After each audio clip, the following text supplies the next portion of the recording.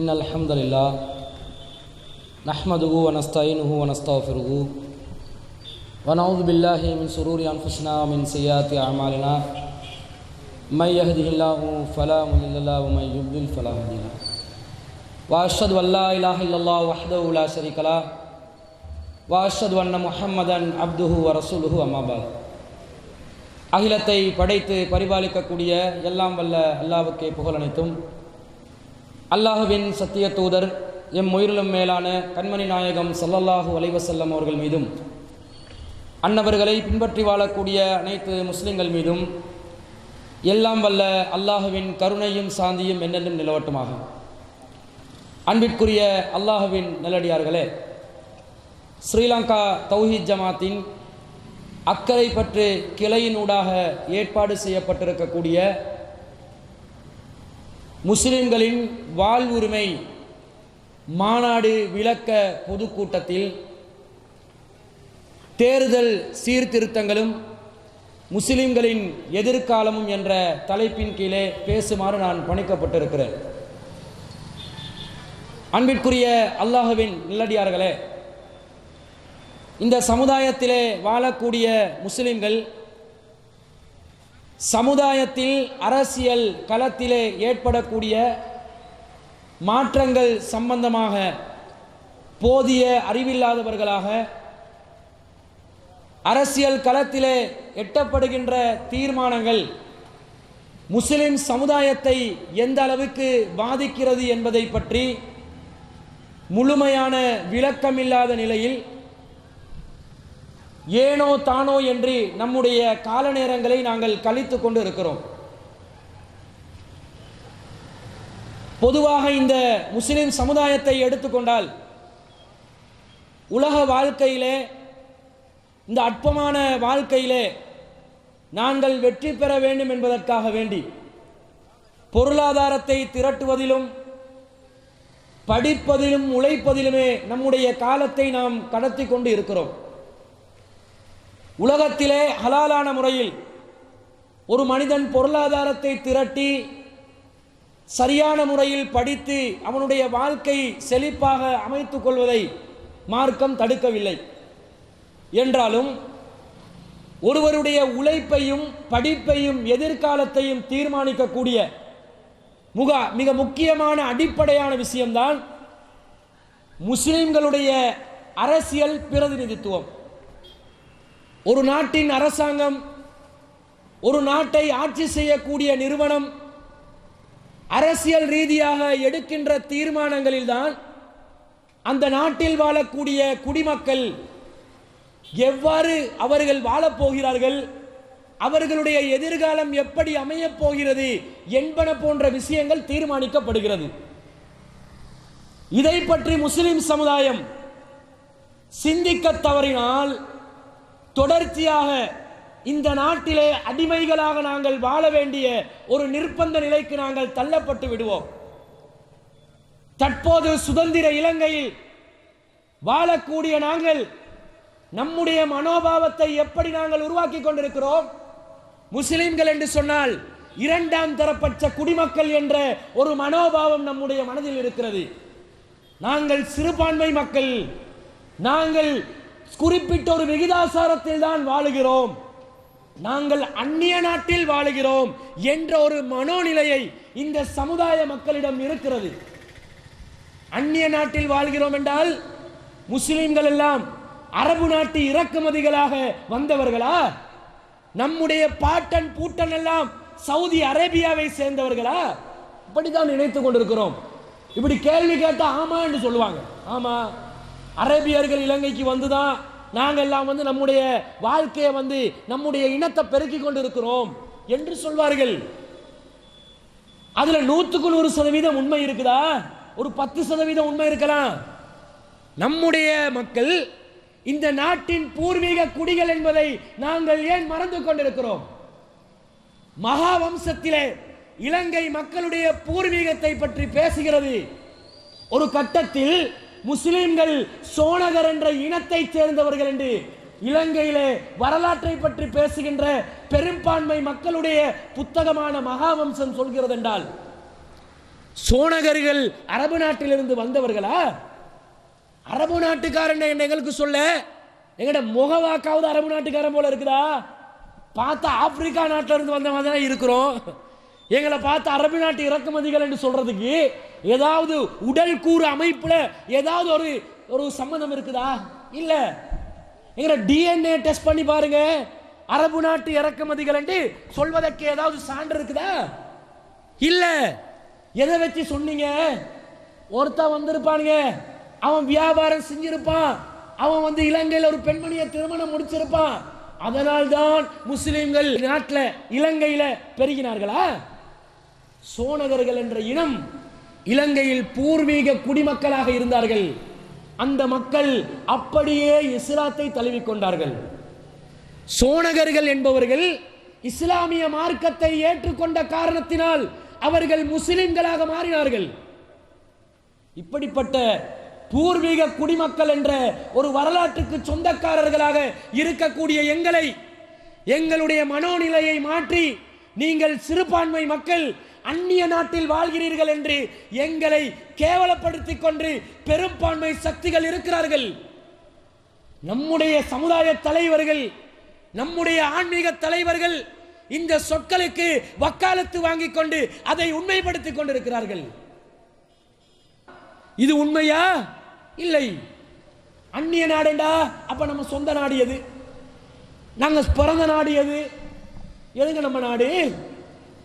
அரபியருடைய வம்சாவளியில் நாங்கள் தொடர்பவர்களாக இருந்தாலும் சரி, ஒரு நாட்டிலே பிறப்போம் என்று சொன்னால் அந்த நாட்டின் குடிமக்கள் என்பதில் எங்களுக்கு எந்த வித்தியாசமான ஒரு பார்வையும் இருக்கக்கூடாது. இலங்கை அரசியல் சாசனத்தில் 12வது உறுப்புரையில் என்ன சொல்கிறது? ஒருவருடைய மதத்தின் அடிப்படையில், அவனுடைய ஜாதியின் இனத்தின் அடிப்படையில், மொழியின் அடிப்படையில் அவன் வேற்றுமையாக பார்க்கப்படக்கூடாது, வித்தியாசமாக அவன் கவனிக்கப்படக்கூடாது என்று அரசியல் சாசனம் சொல்கிறது. எங்களுக்கு இந்த நாட்டிலே சம உரிமை இருக்கிறது, மறந்து விடாதீர்கள். இந்த நாட்டில் ஒவ்வொரு இனத்தை சேர்ந்தவரும் இந்த நாட்டிலே அரசியல் சாசனம் மூலம் வழங்கப்படுகின்ற கருத்து சுதந்திரம், பேச்சு சுதந்திரம், மார்க்க சுதந்திரம், அதே போன்று வாழ்வுரிமை அவனுக்கு 100% இருக்கிறது. யாராலும் அதை தடுக்க முடியாது. வரலாற்றை எடுத்து பாருங்கள். இலங்கை முஸ்லிம்கள் என்பவர்கள் இந்த தாய் நாட்டுக்கு துரோகம் இழைத்தவர்களா? ஒரே ஒரு சந்தர்ப்பத்திலாவது இந்த நாட்டுக்கு நாங்கள் துரோகம் செய்த வரலாறு உண்டா? நெஞ்சை நிமிர்த்து பேசலாம். முஸ்லிம்கள் என்று சொன்னால் இந்த தாய் நாட்டுக்கு உயிர் தியாகம் செய்தவர்களே தவிர இந்த நாட்டை ஆக்கிரமிப்பதற்காக ஒரு சந்தர்ப்பத்திலும் நாங்கள் முயற்சி செய்ததே கிடையாது. அவ்வளவு இந்த நாட்டுக்கு நாங்கள் சேவை செஞ்சிருக்கிறோம். இலங்கை நாட்டுக்கு ஆங்கிலேயன் வந்தான், பொர்த்துகேயன் வந்தான், ஒல்லாந்துக்காரன் வந்தான். அது என்ன பண்ணான்? வியாபாரம் செய்யற நோக்கத்தில் தான் வந்தான்.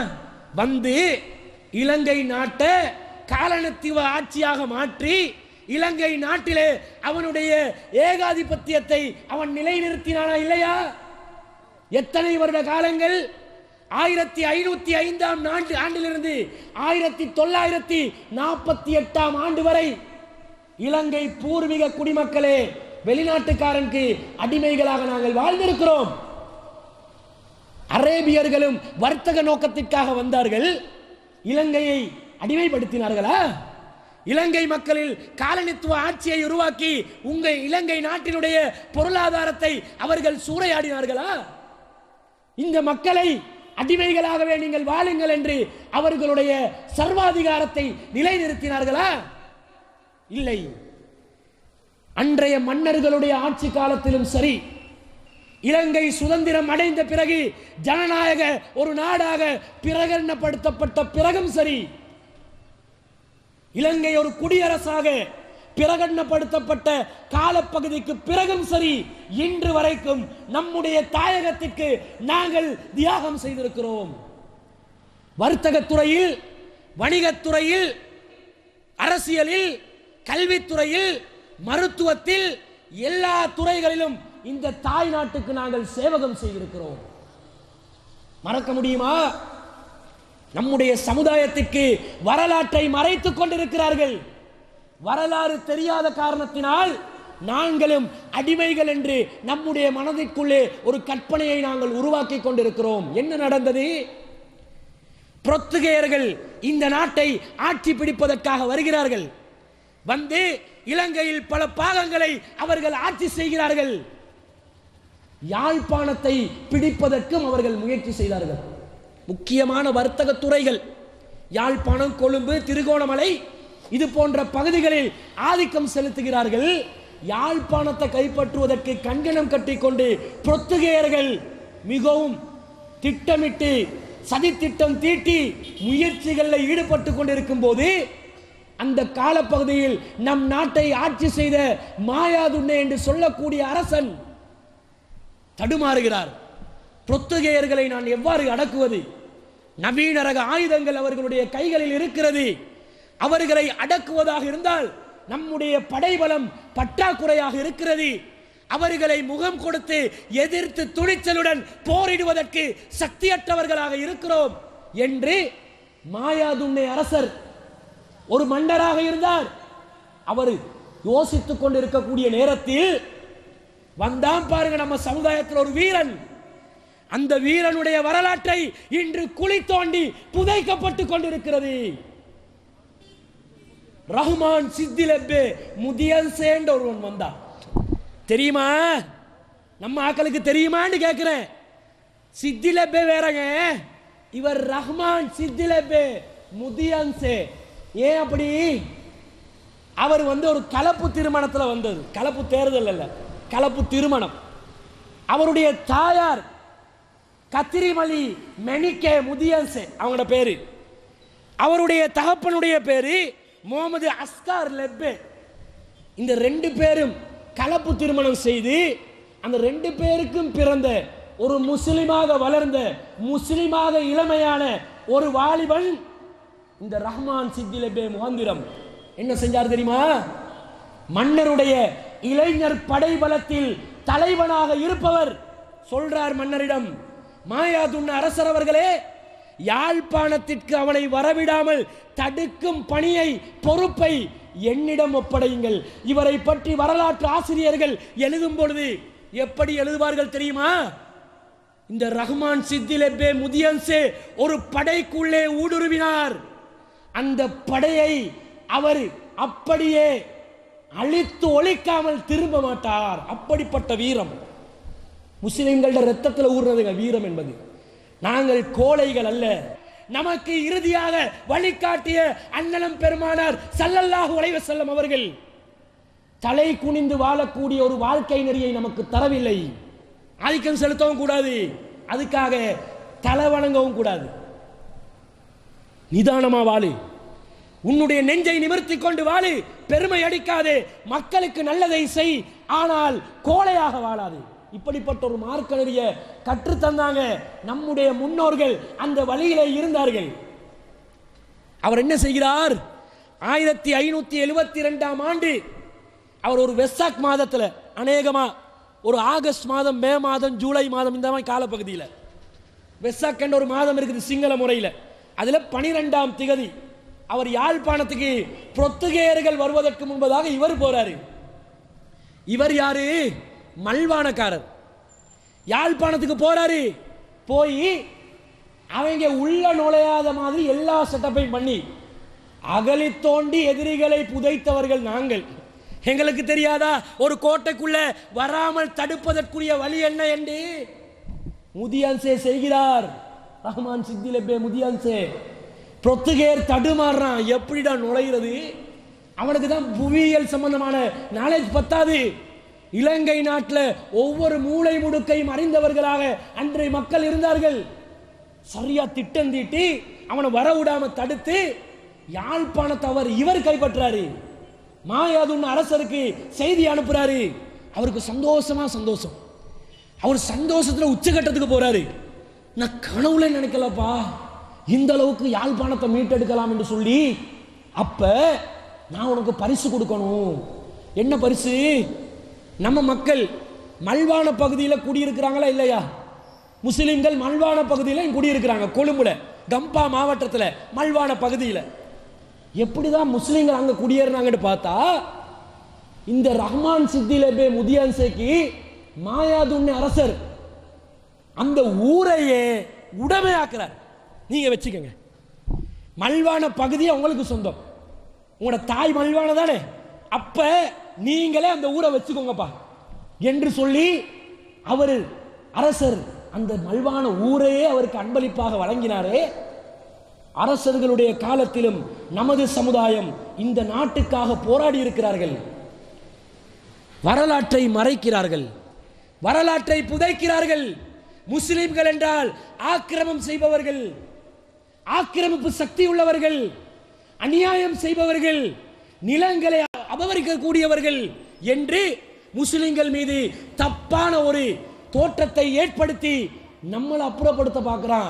நாமளும் வரலாறு தெரியாதவர்களாக தலை குனிந்து கொண்டு இருக்கிறோம். இது மட்டுமா, இலங்கையில் 1864 ஆண்டு மார்ச் மாதம் 21 ஒரு அற்புதமான சம்பவம் நடக்குது. என்ன நடக்குது? இலங்கையில் கண்டி அந்த பகுதியை, உடரட்டை சொல்லுவாங்களே, கண்டி பகுதியை பிரதேசத்தை பிரித்தானியர்கள் கைப்பற்றாங்க. கைப்பற்றின உடனே காலனித்துவ ஆட்சி நடக்குது. எல்லா பொருட்களையும் சூறையாடுறான். அவன் நாட்டுக்கு ஏற்றுமதி செய்யறான். இதை தடுத்து நிறுத்தணும் என்று இலங்கையில் 2 சிங்கள வீரர்கள் களமிறங்குறாங்க. அதுல ஒருவர் பௌத்த மதத்தை சேர்ந்தவர், இன்னொருவர் முஸ்லிமாக இருந்தவர். அவருடைய பேரு மம்மலே மரிக்கார் என்று சொல்றவர். பேர் ஒரு மாதிரியா, அந்த காலத்தில் பேர்கள் இப்படிதான் இருக்கும், மம்மலே பப்பலேன்னு வச்சிருப்பாங்க. பேரா விஷயம் அங்க என்ன சாதிச்சாங்கன்னு பார்க்கணும். மம்மலே மரிக்காரு. அடுத்தவர் யார்? சிங்கள பௌத்தவர் யாரு? அவர் சூர சரதியல் என்று கேள்விப்பட்டு இருக்கிறீங்களா? வீர சரதியல், சூர சரதியல் என்றுவாங்க. இந்த சரதியல் என்ன பண்ணாரு? ஆங்கிலேயருக்கு கட்டுப்படாம ஆங்கிலேயருடைய ஆட்சியில நடக்கக்கூடிய அநியாயங்களுக்கு எதிராக கிளர்ச்சியை உண்டு பண்ணி ஆங்கிலேயனை அப்படியே அடக்கிறதுக்காக அவனுடைய அந்த உடைமைகளை பறிச்சுட்டு போறானே, அவன் எடுத்து அவன் நாட்டுக்கு ஏற்றுமதி செய்ய போற பொருட்களை இவங்க வழிப்பறி செஞ்சு பறிச்சு இலங்கையில் உள்ள அந்த பகுதி மக்களுக்கே விநியோகம் செய்வாங்க. அந்த வீர சூர சரதியல்ல அசிஸ்டனா இருந்தவர் மம்மலே மரிக்கார். மம்மலே மரிக்காரையும் இந்த வீரசூர சரதியலையும் கொலை செய்யணும் என்று சொல்லி பிரித்தானியர்கள் ஒரு முடிவு எடுக்கிறாங்க. எடுத்து ஒரு படை அனுப்புறாங்க. போலீஸ் படை போகுது. போய் இவங்க 2 பேரை கைது செஞ்சுட்டு வாங்க அப்படின்றாங்க. கைது செய்ய போறதுக்கு பிரித்தானிய அந்த ஆட்சியாளர்கள்ல போலீஸ் உத்தியோகஸ்தரா ஒரு முஸ்லிம் இருக்கிறார். அவருடைய பேர் துவான் சாபான். அவருடைய பேர் துவான் சாபான். இது பாருங்க, ஆங்கிலேய ஆட்சியில சட்டத்தை நிலைநாட்டுற பணியில ஒரு முஸ்லிம், ஆங்கிலேய ஆட்சிக்கு எதிராக புரட்சி செய்யக்கூடிய படையில ஒரு முஸ்லிம். 2 தரப்புலையும் பாருங்க, அது சட்டத்தை நிலைநாட்டுறது, இது நாட்டை காப்பாற்றுறது. 2லையும் முஸ்லீம் தானே இருந்தா.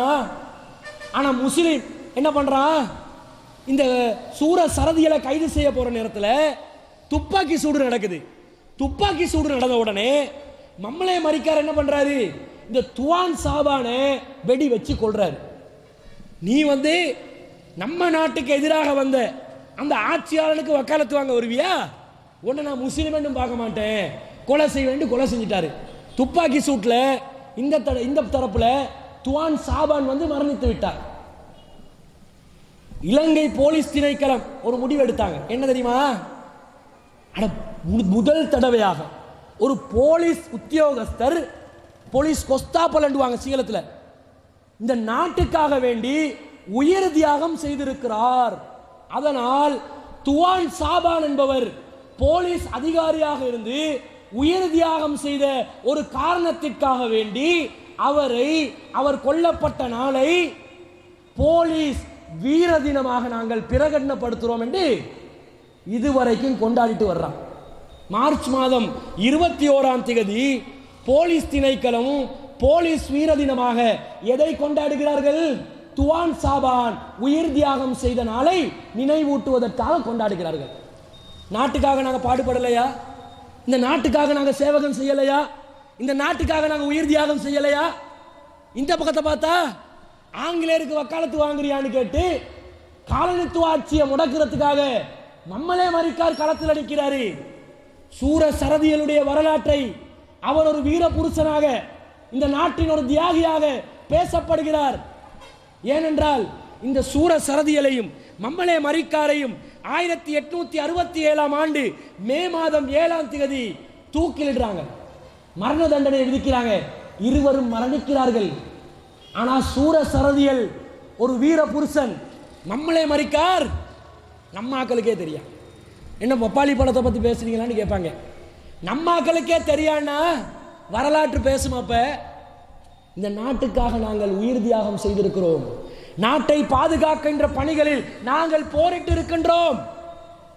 அதே போன்று 1818 பிரித்தானிய ஆட்சிக்கு எதிராக ஊவ வெள்ளச பகுதியில் ஒரு மிகப்பெரிய ஒரு கிளர்ச்சி ஏற்படுது. அந்த கிளர்ச்சியை ஏற்படுத்தினவர்கள் குறிப்பாக நிறைய பேர் இருக்கிறாங்க. அதில் கெப்பட்டி போல திசாவ கொடகெதர ரட்டே அதிகாரம் பலவங்கொள்ளே முகட்டாலே என்று சொல்லி சிங்கள வீரர்கள் ஒரு 19 பேர் அவங்க இந்த பிரித்தானிய ஆட்சியை இல்லாதொழிக்கணும் என்றதுக்காக கேகல்ல மாவனல்ல போன்ற பகுதிகளில் புரட்சி செய்தார்கள். இந்த புரட்சி செய்தவர்களை பிரித்தானிய அரசு கைது செஞ்சு தேச துரோகிகளாக அவர்களை அறிவித்து அவர்களை தூக்கிலிடுகிறார்கள். எப்ப தூக்கிலிட்டாங்க? 1818 ஆண்டு ஜனவரி மாதம் 18ஆம் தேதி. இப்ப நம்ம நல்லாட்சிக்கான தலைவர் இருக்கிறார் யாரு? மைத்திரிபால சிறிசேன அவர்கள். அவர் என்ன பண்ணாரு? ரொம்ப நாட்டுப்பற்று அவருக்கு. அவர் என்ன செஞ்சாருண்டா, பிரித்தானியர்கள் எப்படி இவங்களை தேச துரோகிகள் என்றுவாங்க, இவங்க தேசத்துக்காக உயிர் தியாகம் செய்தவர்களா இல்லையா, இவர்களை தேசிய வீரர்களாக நான் பிரகடனப்படுத்துகிறேன் என்று 2016ஆம் ஆண்டு டிசம்பர் மாதம் 8ஆம் தேதி ஒரு வர்த்தமானி அறிவித்து சைன் பண்ணி இவங்களை தேசிய வீரர்களாக பிரகடனப்படுத்தினார். சந்தோஷம். நாட்டுக்காக உயிர் தியாகம் செய்தவர்களை தேசிய வீரர்களாக நீங்கள் அறிவிக்கத்தான் வேணும். அதில் மாற்று கருத்து இருக்குதா? நல்லது தானே. இதே போல 1804ஆம் ஆண்டு ஜூன் மாதம் 4ஆம் தேதி 7 முஸ்லிம்கள் இந்த நாட்டுக்காக உயிர் தியாகம் செய்தார்களே, பிரித்தானிய ஆட்சியாளர்கள் இவர்களை தேச துரோகிகளாக பட்டியலிட்டார்களே, இந்த 7 பேரை தேசிய வீரர்களாக ஏன் இந்த நல்லாட்சி அறிவிக்கவில்லை? யாரு தெரியுமா? கேட்டா கொஞ்சம் சந்தோஷப்படுவீங்க. கொழும்புக்காரங்க இல்ல, நம்ம ஊருக்காரங்க தான். எங்க இந்த மட்டக்களப்பு மாவட்டத்தில் ஒரு 4 பேர், திருகோணமலை மாவட்டத்தில் ஒரு 3 பேர். ஒருத்தருக்கு பேர் மீரா ஒசன் அவ்வக்கர், அவர் ராயமுனை என்றிக்குதா, ராயமுனை பகுதி. ஒசன் லெப்பே உதுமான் லெப்பே ராயமுனை பகுதி. அவ்வக்கர் ஈசா முகாந்திரம் சம்மாந்துரை, அசீஸ் லெப்பே மருதமுனை, சேகுத்தீன் தோப்பூர், சலம்பதி உடையார் குச்சவெளி, இன்னொருத்தர் ஏரியா தெரியா பீர் முகமது. ஏதோ நம்ம அம்பாறை திருக்கோணமலை மாவட்டம் தான் உங்க ஏரியா, கிழக்கு மாகாணம்.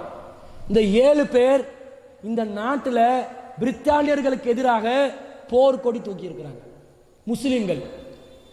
நீங்க 19 பேரை தேசிய வீரர்களை அறிவிச்சிருங்களே, இந்த 7 பேரை ஏன் அறிவிக்கல? ஒரு அமைச்சரும் கேட்டார், அறிவிங்கப்பா, வருத்தமானி அறிவிங்க, ஏன் அறிவிக்காம இருக்கிறீங்க? இதுவரைக்கும் இந்த 7 பேர் தேசிய வீரர்களாக அறிவிக்கப்பட்டதாக யாருக்காவது தெரியுமா? அறிவித்த வர்த்தமானியை பார்த்திருக்கிறீர்களா? நான் பேச்சுவார்த்தை நடத்துகின்றேன், அறிவித்தல் சம்பந்தமாக கலந்துரையாடல் செய்வோம் என்று ஜனாதிபதி டைம் கொடுத்தாரு. கண்டி மாவட்டத்தில் ஒரு கூட்டத்தில் நாங்கள் இந்த ஏற்பாடு செய்வோம் என்றாங்க. கொடுத்த டைமுக்கு இந்த கோரிக்கையை வச்ச அமைச்சர் ஆஜராகவில்லை. நம்ம ஆக்களோட ஆர்வத்தை பார்த்தீங்களா? தேச துரோகியான தேச துரோகியாவே இருந்துட்டு போ, இடக்கடை ஞாபகம் வந்தா அதையாவது பூர்ணப்படுத்தி முழுமைப்படுத்தி சாத்தியப்படுத்தி கொள்ளணுமா இல்லையா? பண்ணல. நாங்க என்ன கேட்கிறோம் என்றா, ஏன் அரசாங்கத்துக்கு அறிவித்த பிறகு ஆதாரபூர்வமாக அந்த கெசட் நோட்டிபிகேஷன் தேச துரோகிகள் என்று பிரித்தானியர்கள் அறிவித்த அந்த வர்த்தமானி அறிவித்தலை ஆதாரத்துடன் சமர்ப்பித்து இவர்களை தேசிய வீரர்களாக பிரகடனப்படுத்துங்கள் என்று கோரிக்கை வைக்கும் போது ஏன் இந்த நல்லாட்சி அரசாங்கம் அவர்களை தேசிய வீரர்களாக ஆக்கவில்லை? யோசிக்கிறான். முஸ்லிம்கள் தலை தூக்க கூடாது, முஸ்லிம்கள் இந்த நாட்டிலே கொடி கட்டி பறக்க கூடாது, ஏதோ தாரத சாப்பிட்டு நடக்கிறத பார்த்துக்கிட்டு இருந்து கொண்டே இரு என்ற நிலையில நம்மளை வச்சுக்கிட்டு இருக்கிறாங்க. இது மட்டுமா அன்பிற்குரியவர்களே, இந்த நாட்டில் ராணுவம் தான் ஒரு நாட்டின் ஸ்திரத்தன்மையையும் ஒரு நாட்டின் பாதுகாப்பையும் உறுதிப்படுத்துகின்ற அங்கம். இந்த ராணுவத்தில் முஸ்லிம்கள் பங்கு பெறவில்லையா? ராணுவத்துக்கு இந்த விடுதலை புலிகளை ஒழித்து கட்டுவதற்கும் முஸ்லிம்களுக்கு சம்பந்தம் இல்லாத மாதிரி பேசுறாங்க. நாங்க களத்தில் நின்றோம், நாங்க போராடினோம், நாங்க LTT இந்த விடுதலை புலிகளை ஒழித்து கட்டுவதற்காக மிகவும் தீவிரமாக செயல்பட்டு இருக்கிறோம். 1996 ஆண்டு 7 மாதம் 19 முல்லைத்தீவுல ஒரு தாக்குதல் நடக்குது. முல்லைத்தீவுக்கு நெருங்குறாங்க நம்ம ராணுவம். நெருங்கி விடுதலை புலிகளை ரொம்ப கடுமையான முறையில் தாக்குறாங்க. அவங்களும் திருப்பி தாக்குறாங்க.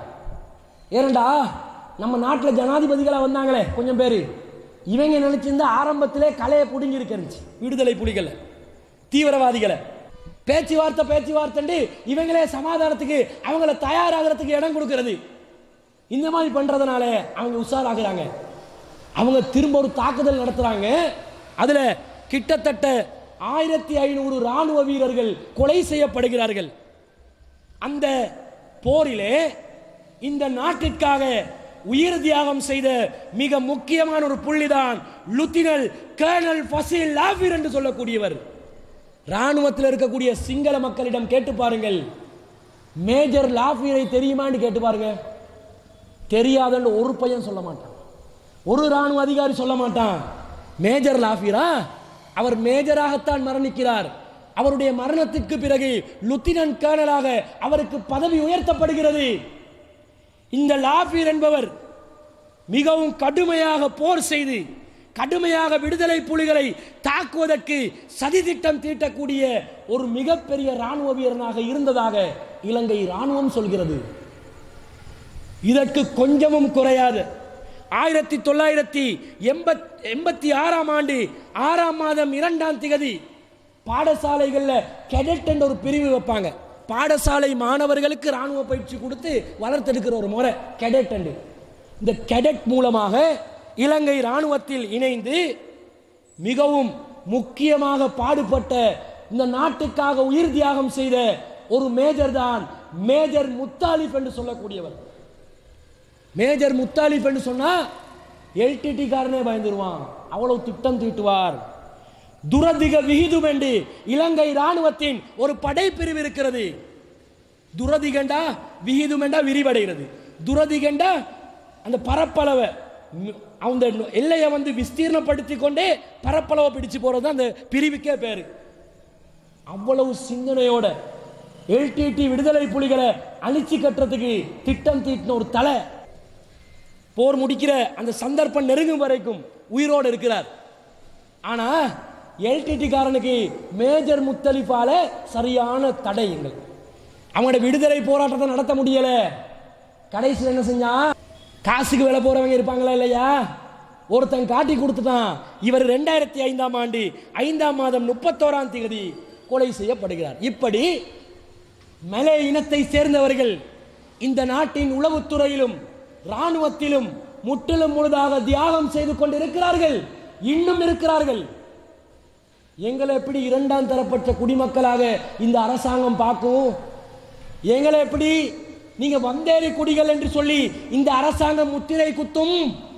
இனவாதிகள் எங்களை பார்த்து பர ஹம்பையோ பர தம்பியோ என்று எப்படி சொல்லலாம்? நாங்க பறையங்களா? பறையனா இருந்தா LTTயோட போரிட்டு இருப்போமாடா?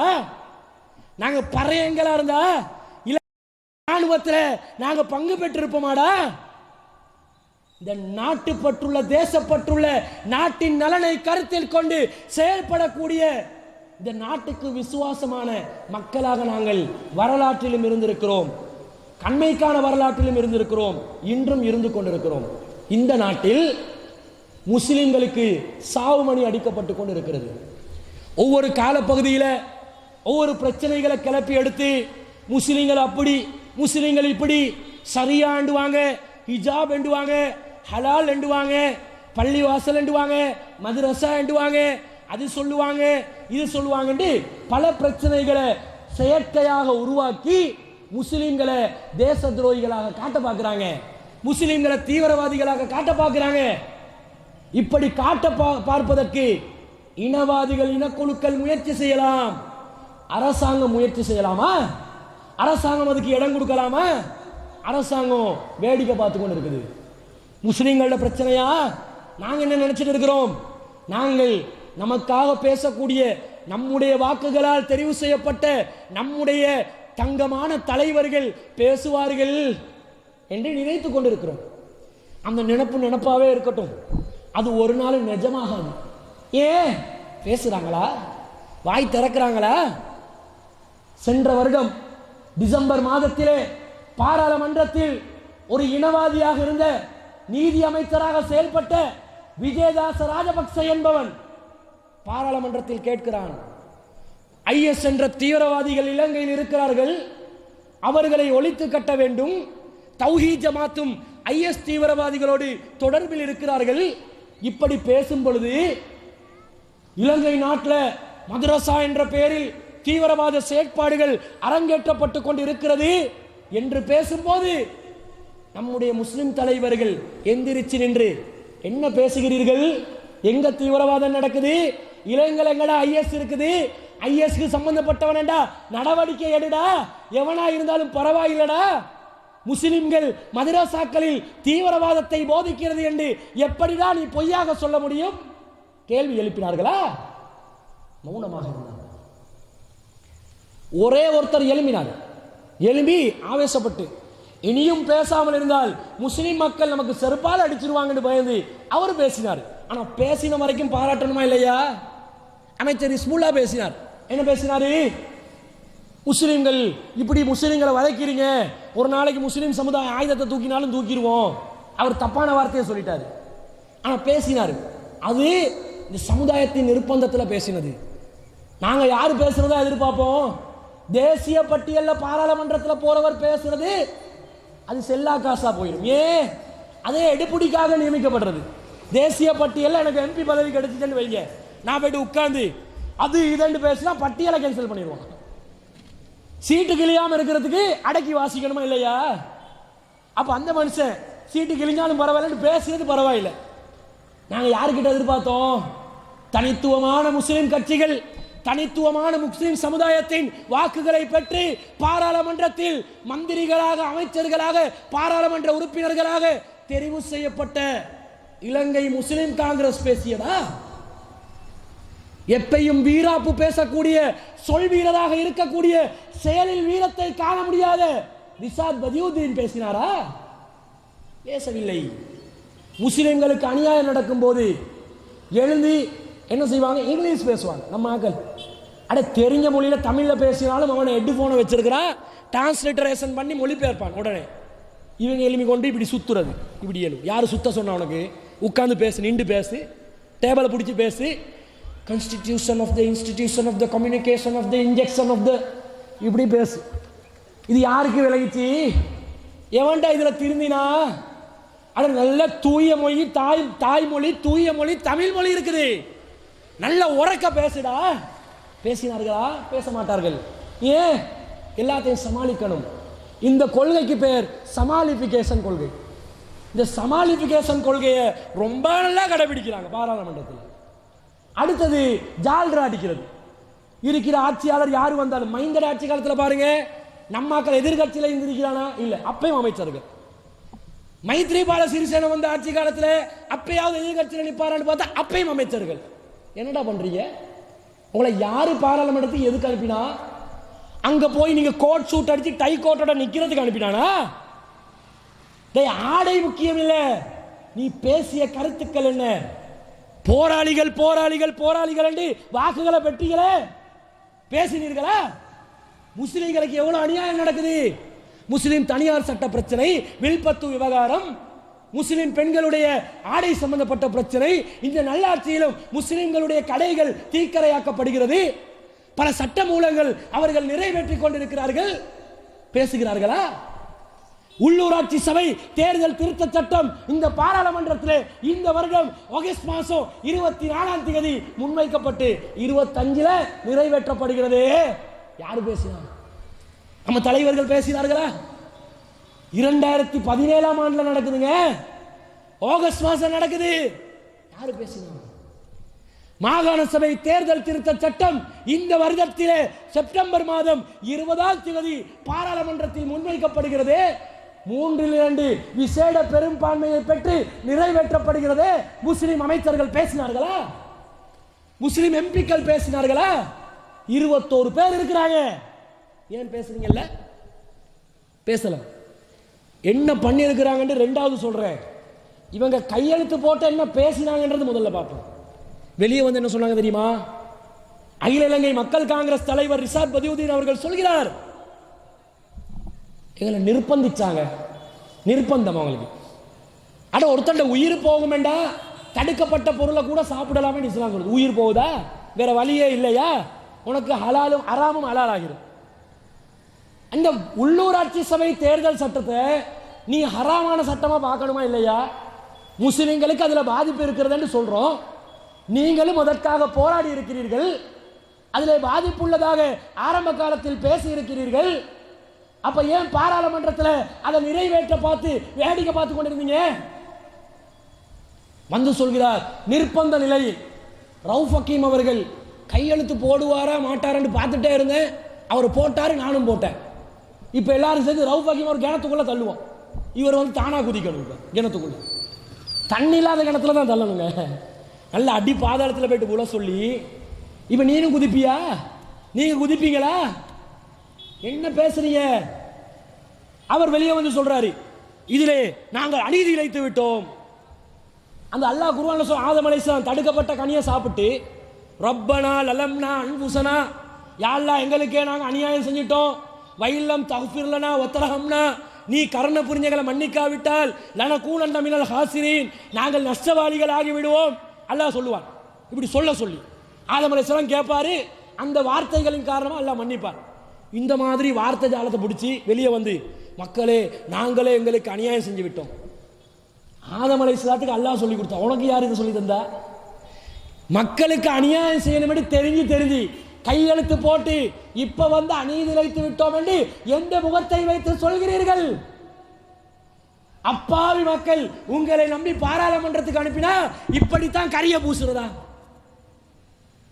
இதை விட நல்லங்க எங்களை குழி தோண்டி புதைச்சா? இவராவது அநியாயம் செஞ்சிட்டோம் என்றாரு.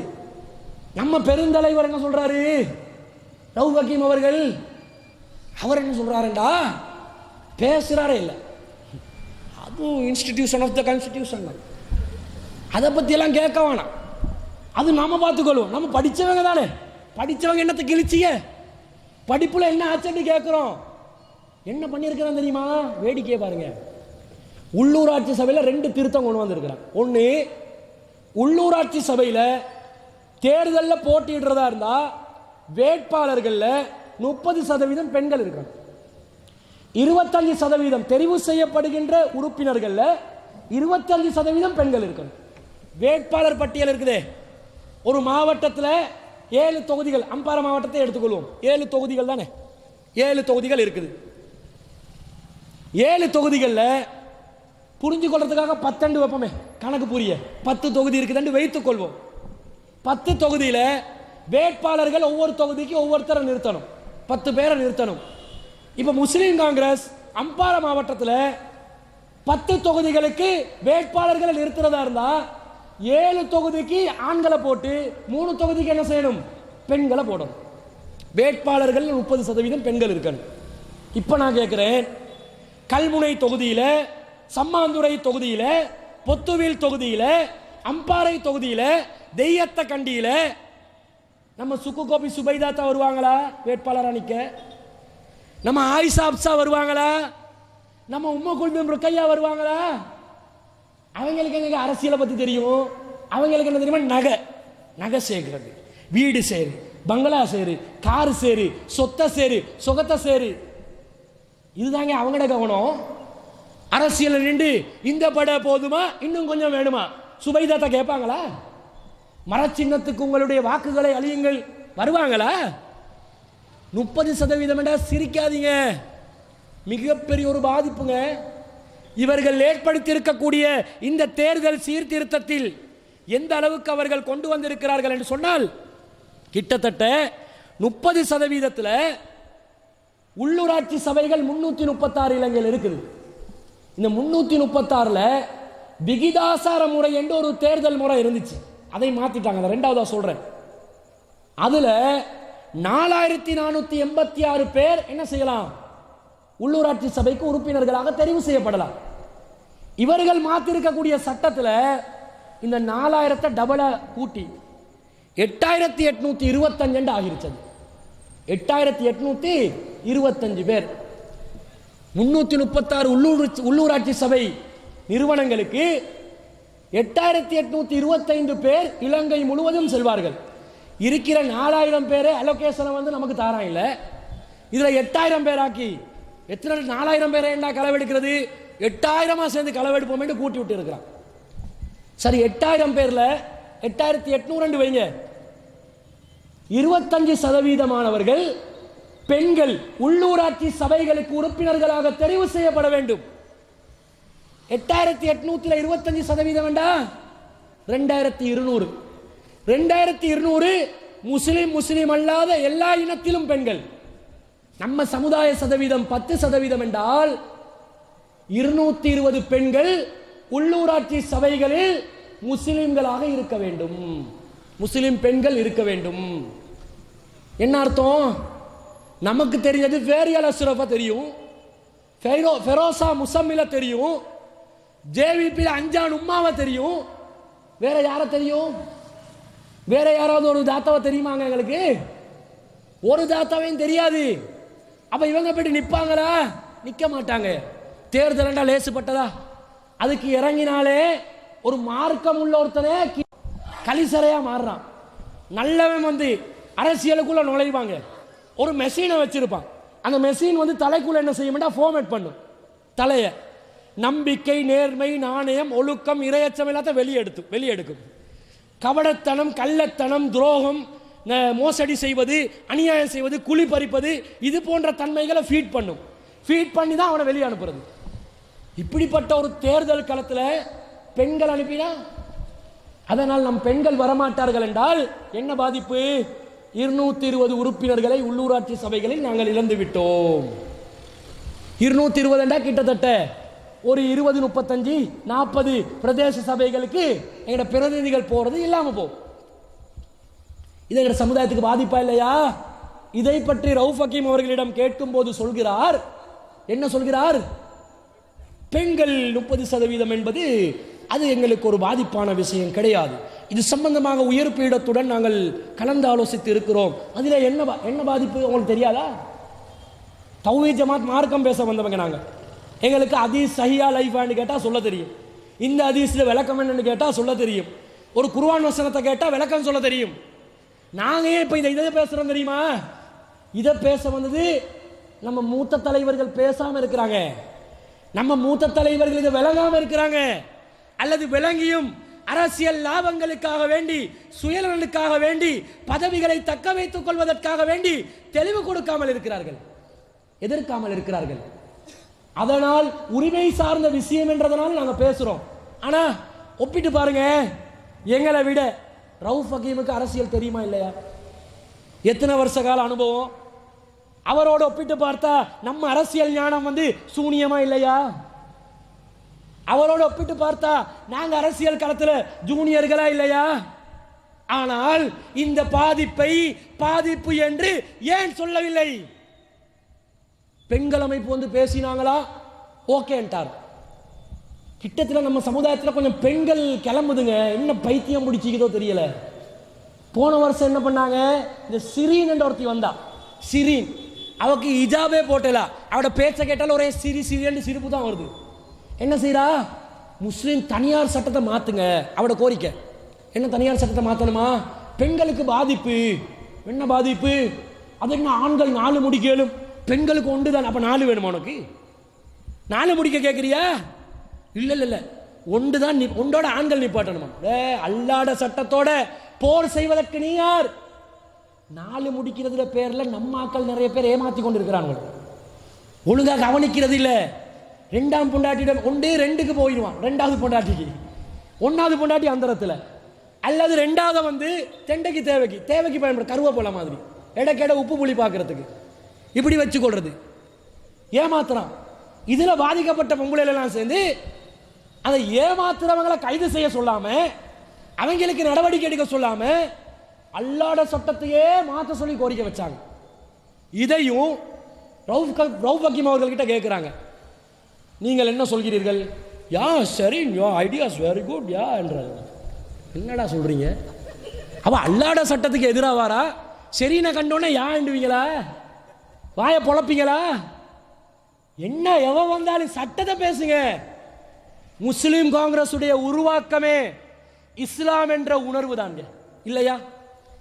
இஸ்லாம் என்ற உணர்வு இருந்ததுனால முஸ்லிம் காங்கிரஸ் அவன் கேட்டா கொழும்புல மட்டும் கேட்டு பாருங்க, நீங்க சாஃபியா அனபியான்னு கேட்டா நான் சாஃபியும் அனபியும் பரம்பரை யூஎம்பி அண்டுவாங்க. அவ்வளவு கட்சி அரசியல் உள்ளத்துக்குள்ள குடியேறி அப்படியே வந்து தலைவிரிச்சாடக்கூடிய அளவுக்கு இருக்குது. அந்த சமுதாயத்தில் இந்த சமுதாயத்தின் தனித்துவத்தை உணர்த்தி, இந்த சமுதாயத்தின் உரிமைகளை பற்றி விளக்கி, இந்த சமுதாய முகம் கொடுக்குகின்ற பாதிப்புகளை எத்தி வைத்து ஒரு அரசியல் சக்தியை அஸ்ரப் அவர்கள் உருவாக்கினார்கள். அந்த கட்சியில தலைவராக இருந்து கொண்டு ரவுஃப் ஹக்கீம் அவர்கள் சொல்கிறார், பிரச்சனை இல்லை என்றாரு. குர்ஆனுக்கு மாற்றமா போனாலும் பரவாயில்லை என்றாரு. இவர்கள் இதை சரியான முறையில் விளங்கியும் நடித்துக் கொண்டிருப்பதனால நாங்க பேச வந்தோம். இது 30% பெண்களுடைய பாதிப்பு. இதோட முடியல. என்ன நடக்குது? உள்ளூராட்சி சபைகள்ல அவர்கள் பல முக்கியமான மாற்றங்களை செய்றாங்க. கலப்பு தேர்தல் முறை என்ற ஒரு தேர்தல் முறையை கொண்டு வர்றாங்க. தொகுதி வாரியாக 60%, விகிதாசாரத்தில் 40% என்று கலப்பு தேர்தல் முறையை கொண்டு வருகிறார்கள். இந்த கலப்பு தேர்தல் முறையை பற்றி நீங்க விளங்கணும். இலங்கையில் 1978ஆம் ஆண்டுல இருந்து இதுவரைக்கும் இந்த சட்ட மூலம் சட்டமாக மாற்றப்படும் வரைக்கும் இலங்கையில் நடைமுறையில் இருந்த தேர்தல் முறை விகிதாசார தேர்தல் முறை. விகிதாசாரம் என்றா ஒரு மாவட்டத்திற்கு ஒரு கட்சி வந்து 59 வேட்பாளர்களை இறக்குவாங்க. இப்ப அம்பார மாவட்டத்தில் தொகுதியை பார்க்க மாட்டாங்க. 7 தொகுதி என்றா 7 பேர் இல்லை, மாவட்டத்தையே கணக்கில் கொண்டு 59 வேட்பாளர்களை இறக்குவாங்க. அதுல விருப்பமானவங்க என்ன செய்வாங்க? போட்டியிடுவாங்க, பேர் கொடுப்பாங்க. எல்லாரும் பேர் கொடுக்குற எல்லாமே போட்டியிட மாட்டான். ஏன்னா தேர்தல் இறங்குறதா இருந்தால் நம்மாக்கள் முஸ்லீம் உணர்வுக்காக ஓட்டு போடுறானா? அதை போட மாட்டான். இங்க வந்து ஏதாவது ஒரு பாட்டு படிக்கணும், ஒரு மியூசிக் பஜாவுண்ட போட்டோன்னே அதுக்கு வருவான் பின்னுக்கு, அல்லது அது இதுன்னு பேசி ஏதோ சொல்லி மயக்கிட்டு போயிட்டு கொண்டே இருக்கலாம். இதுக்கு தான் ஓட்டு போடுவான். சமுதாயம், எதிர்காலம், தூர நோக்கு, சமுதாயத்துடைய பாதுகாப்பு இதை நினைச்சு ஓட்டு போடுறது இல்லை. இந்த மாதிரி ஒரு சூழ்நிலையில அந்த தேர்தலில் வாக்குகளை பெற்றுக்கொள்றதுக்காக கொஞ்சம் வசதி படைச்சவங்க, கொஞ்சம் ஹஜ்ஜி செஞ்சு வந்தவங்க, கொஞ்சம் ஊர்ல செல்வாக்கு உள்ளவங்க, இவங்க தான் போஸ்டர் அடிச்சு நோட்டீஸ் விநியோகிச்சு வாக்குகளை சேகரித்து கொண்டு போவாங்க. அப்போ ஒரு 10 பேரோ 15 பேரோ 20 பேரோ ஒரு மாவட்டத்தில் ஆக்டிவாக ஸ்லீப்பிங் கேண்டிடேட்டா இல்லாம ஆக்டிவாக வந்து அந்த மாவட்டத்தில் வாக்குகளை சேகரிக்கிற பணியில் ஈடுபடுவாங்க. இப்படி ஒவ்வொருவரும் வாக்குகளை சேகரிக்கும் போது இரட்டை வாக்கு முறை விகிதாசார தேர்தல் முறையில் இருக்குது. என்ன, கட்சிக்கும் வாக்கு போடுவாங்க, நபருக்கும் வாக்கு போடுவாங்க. இப்படி வரும்போது ஒரு மாவட்டத்தில் கணிசமான ஒரு தொகை ஒரு தனித்துவமான கட்சிக்கு, சிறுபான்மை கட்சிக்கு, சுயேட்சை குழுவாக இருந்தாலும் வாக்குகள் விழும். அப்படி விழும்போது பார்ப்பான் அரசாங்கம் எத்தனை சதவீதம் வாக்குகள் எடுத்திருக்கிறாங்க. ஒரு பகுதியில் 5%, ஒரு மாவட்டத்தில் அளிக்கப்பட்ட வாக்குகள் 1 லட்சம் என்று வைங்க. 1.5 லட்சம் வாக்குகள் இருக்குது, 1 லட்சம் பேர் ஓட் போட்டு இருக்கிறான். இந்த 1 லட்சம் பேர் ஓட் போட்டு இருந்தா இந்த கட்சி அளிக்கப்பட்ட வாக்குகள்ல 5% பெற்றிருக்கணும் என்று சொல்லி ஒரு அரசாங்கம் முடிவெடுத்திருக்கிறான். அப்ப 5000 ஓட்டுகள் முஸ்லிம் காங்கிரஸ் எடுத்துச்சு வைங்க, 5000 ஓட்டு எடுத்தாலே ஒரு சீட் கன்ஃபார்ம் ஆயிடும். சில நேரம் 2 சீட்டும் வந்துடும். இது வந்து ஒரு 8.5% வச்சு விகிதாசார தேர்தலில் கொடுப்பான். இந்த முறையை இந்த சமுதாயத்துக்கு பெற்று தந்தவர் யார்? ஆரம்பத்தில் இலங்கை அரசியல் சாசனத்தின் விதிமுறை பிரகாரம் ஒவ்வொரு மாவட்டத்திலும் ஒரு அரசியல் கட்சி 12.5% வாக்குகள் பெற வேண்டும் என்ற ஒரு நிபந்தனை இருந்தது. அதை பேசி போராடி ஆர்கியூமென்ட் பண்ணி ரணசிங்க பிரேமதாசோட மோதி 5% குறைத்தவர் மறைந்த தலைவர் அஷ்ரப் அவர்கள். அவர் தான் 5% குறைச்சாரு. நம்ம சமுதாயம் 12.5% வாக்குகள் பெற்றுக்கொள்வதற்கு வழியே இல்லையப்பா, குறை. பிரேமதாசோட சண்டை பிடிச்சு 5% குறைச்சி இன்று சுயேட்சை குழுக்களாலும் முஸ்லிம் தனித்துவ கட்சிகளாலும் நம்முடைய பாராளுமன்றத்தில் பிரதிநிதிகள் இருப்பார்கள் என்று சொன்னால் இந்த 5% வெட்டுப்புள்ளியின் காரணமாகத்தான் முஸ்லிம்கள் செல்கிறார்கள். இதை இப்ப கேன்சல் பண்ணி என்ன பண்ணிட்டான்? தொகுதி முறைண்டா.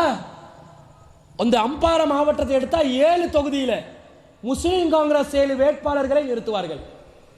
7 வேட்பாளர்களை நிறுத்தி 60% தொகுதிக்கும் 40% அவர்கள் விகிதாசார முறையிலும் சீட்டு கொடுப்பாங்க. 7 பேர் நின்றாங்கன்னு வைங்க. அம்பாறை மாவட்டத்தில் அம்பாறை என்ற ஒரு தொகுதி இருக்குது. அதுல முஸ்லிம்கள் பெரும்பான்மையா சிறுபான்மையா? முஸ்லிம்கள் சிறுபான்மை. உங்களோட அம்பாறை மாவட்டம் தான். அம்பாறை தொகுதியில முஸ்லிம்கள் சிறுபான்மை. அந்த சிறுபான்மையாக இருக்கக்கூடிய நேரத்தில் அம்பாறை மாவட்டத்தில் அம்பாறை தொகுதியை முஸ்லிம்கள் இழந்துடுவோம். தெய்யத்த கண்டியில முஸ்லிம்கள் மெஜாரிட்டியா? தெய்யத்த கண்டியில் முஸ்லிம்கள் மைனாரிட்டி. தெய்யத்த கண்டியை நாங்கள் இழந்துடுவோம். கல்முனை சம்மாந்துறை பொத்துவில்ல 2 4 வந்துடும். அதுல வெல்லலாம். இப்ப முஸ்லிம் காங்கிரஸ் 7 பேரை களத்தில் இறக்கணும். இப்ப அம்பாறை தொகுதியில் ஒரு முஸ்லிம் கேண்டிடேட் போய் தேர்தல் பிரச்சாரம் செய்வானா? ஒரு அப்துல்லா ஆஜியாரை கூப்பிட்டு, ஆஜியார் வாங்க, ஆஜியார் நல்லா இஸ்லாத்தில் இல்லை, சும்மா புரிஞ்சுக்கோல சொல்றேன். ஒருத்தரை கூப்பிட்டு நீங்க போய் அம்பாறை தொகுதியில் நீங்க கேளுங்க. அவர் சொல்ல, என்ன தலைவரே, நம்மளை மாட்டு வண்டியில் ஏற்ற பார்க்குறீங்க, நிம்மதியா இருக்கிறது விருப்பம் இல்லையா? ஏன்? அதான் பெரும்பான்மை சிங்கள மக்கள் இருக்கிறாங்க, நான் எப்படி ஓட்டு எடுக்கிறது? நான் தோல்வி அடைவேனே, நான் செலவழிக்கிற காசு அநியாயமா போகுமே. நாட்டுப்பற்று, தேசப்பற்று, சமுதாய பற்றுல ஒருத்தனை இறங்க மாட்டான். அவனை வந்து பொட்டி பற்று ஒன்று பற்று இருக்கிறது. அந்த பொட்டி பற்றை பாதுகாக்கிறதுக்காகத்தான் இறங்குவான். பசிக்கிறவன், சாப்பாட்டுக்கு வழி இல்லாதவன் எனக்கு வேட்பாளர் பட்டியலில் இடம் தான் கேட்கிற வரலாறு இருக்குதா? எங்கேயாவது பார்த்துருப்பீங்களா? ஒரு 100ல் 1 2 இருக்குங்க. பெரும்பான்மையாக வசதி உள்ளவன், வசதி அடைஞ்சிட்டா அடுத்ததாக செல்வாக்கு வேணும். என்ன செல்வாக்கு? ஆட்சி அதிகார பலம் வேணும். அவன் தான் இறங்குவான்.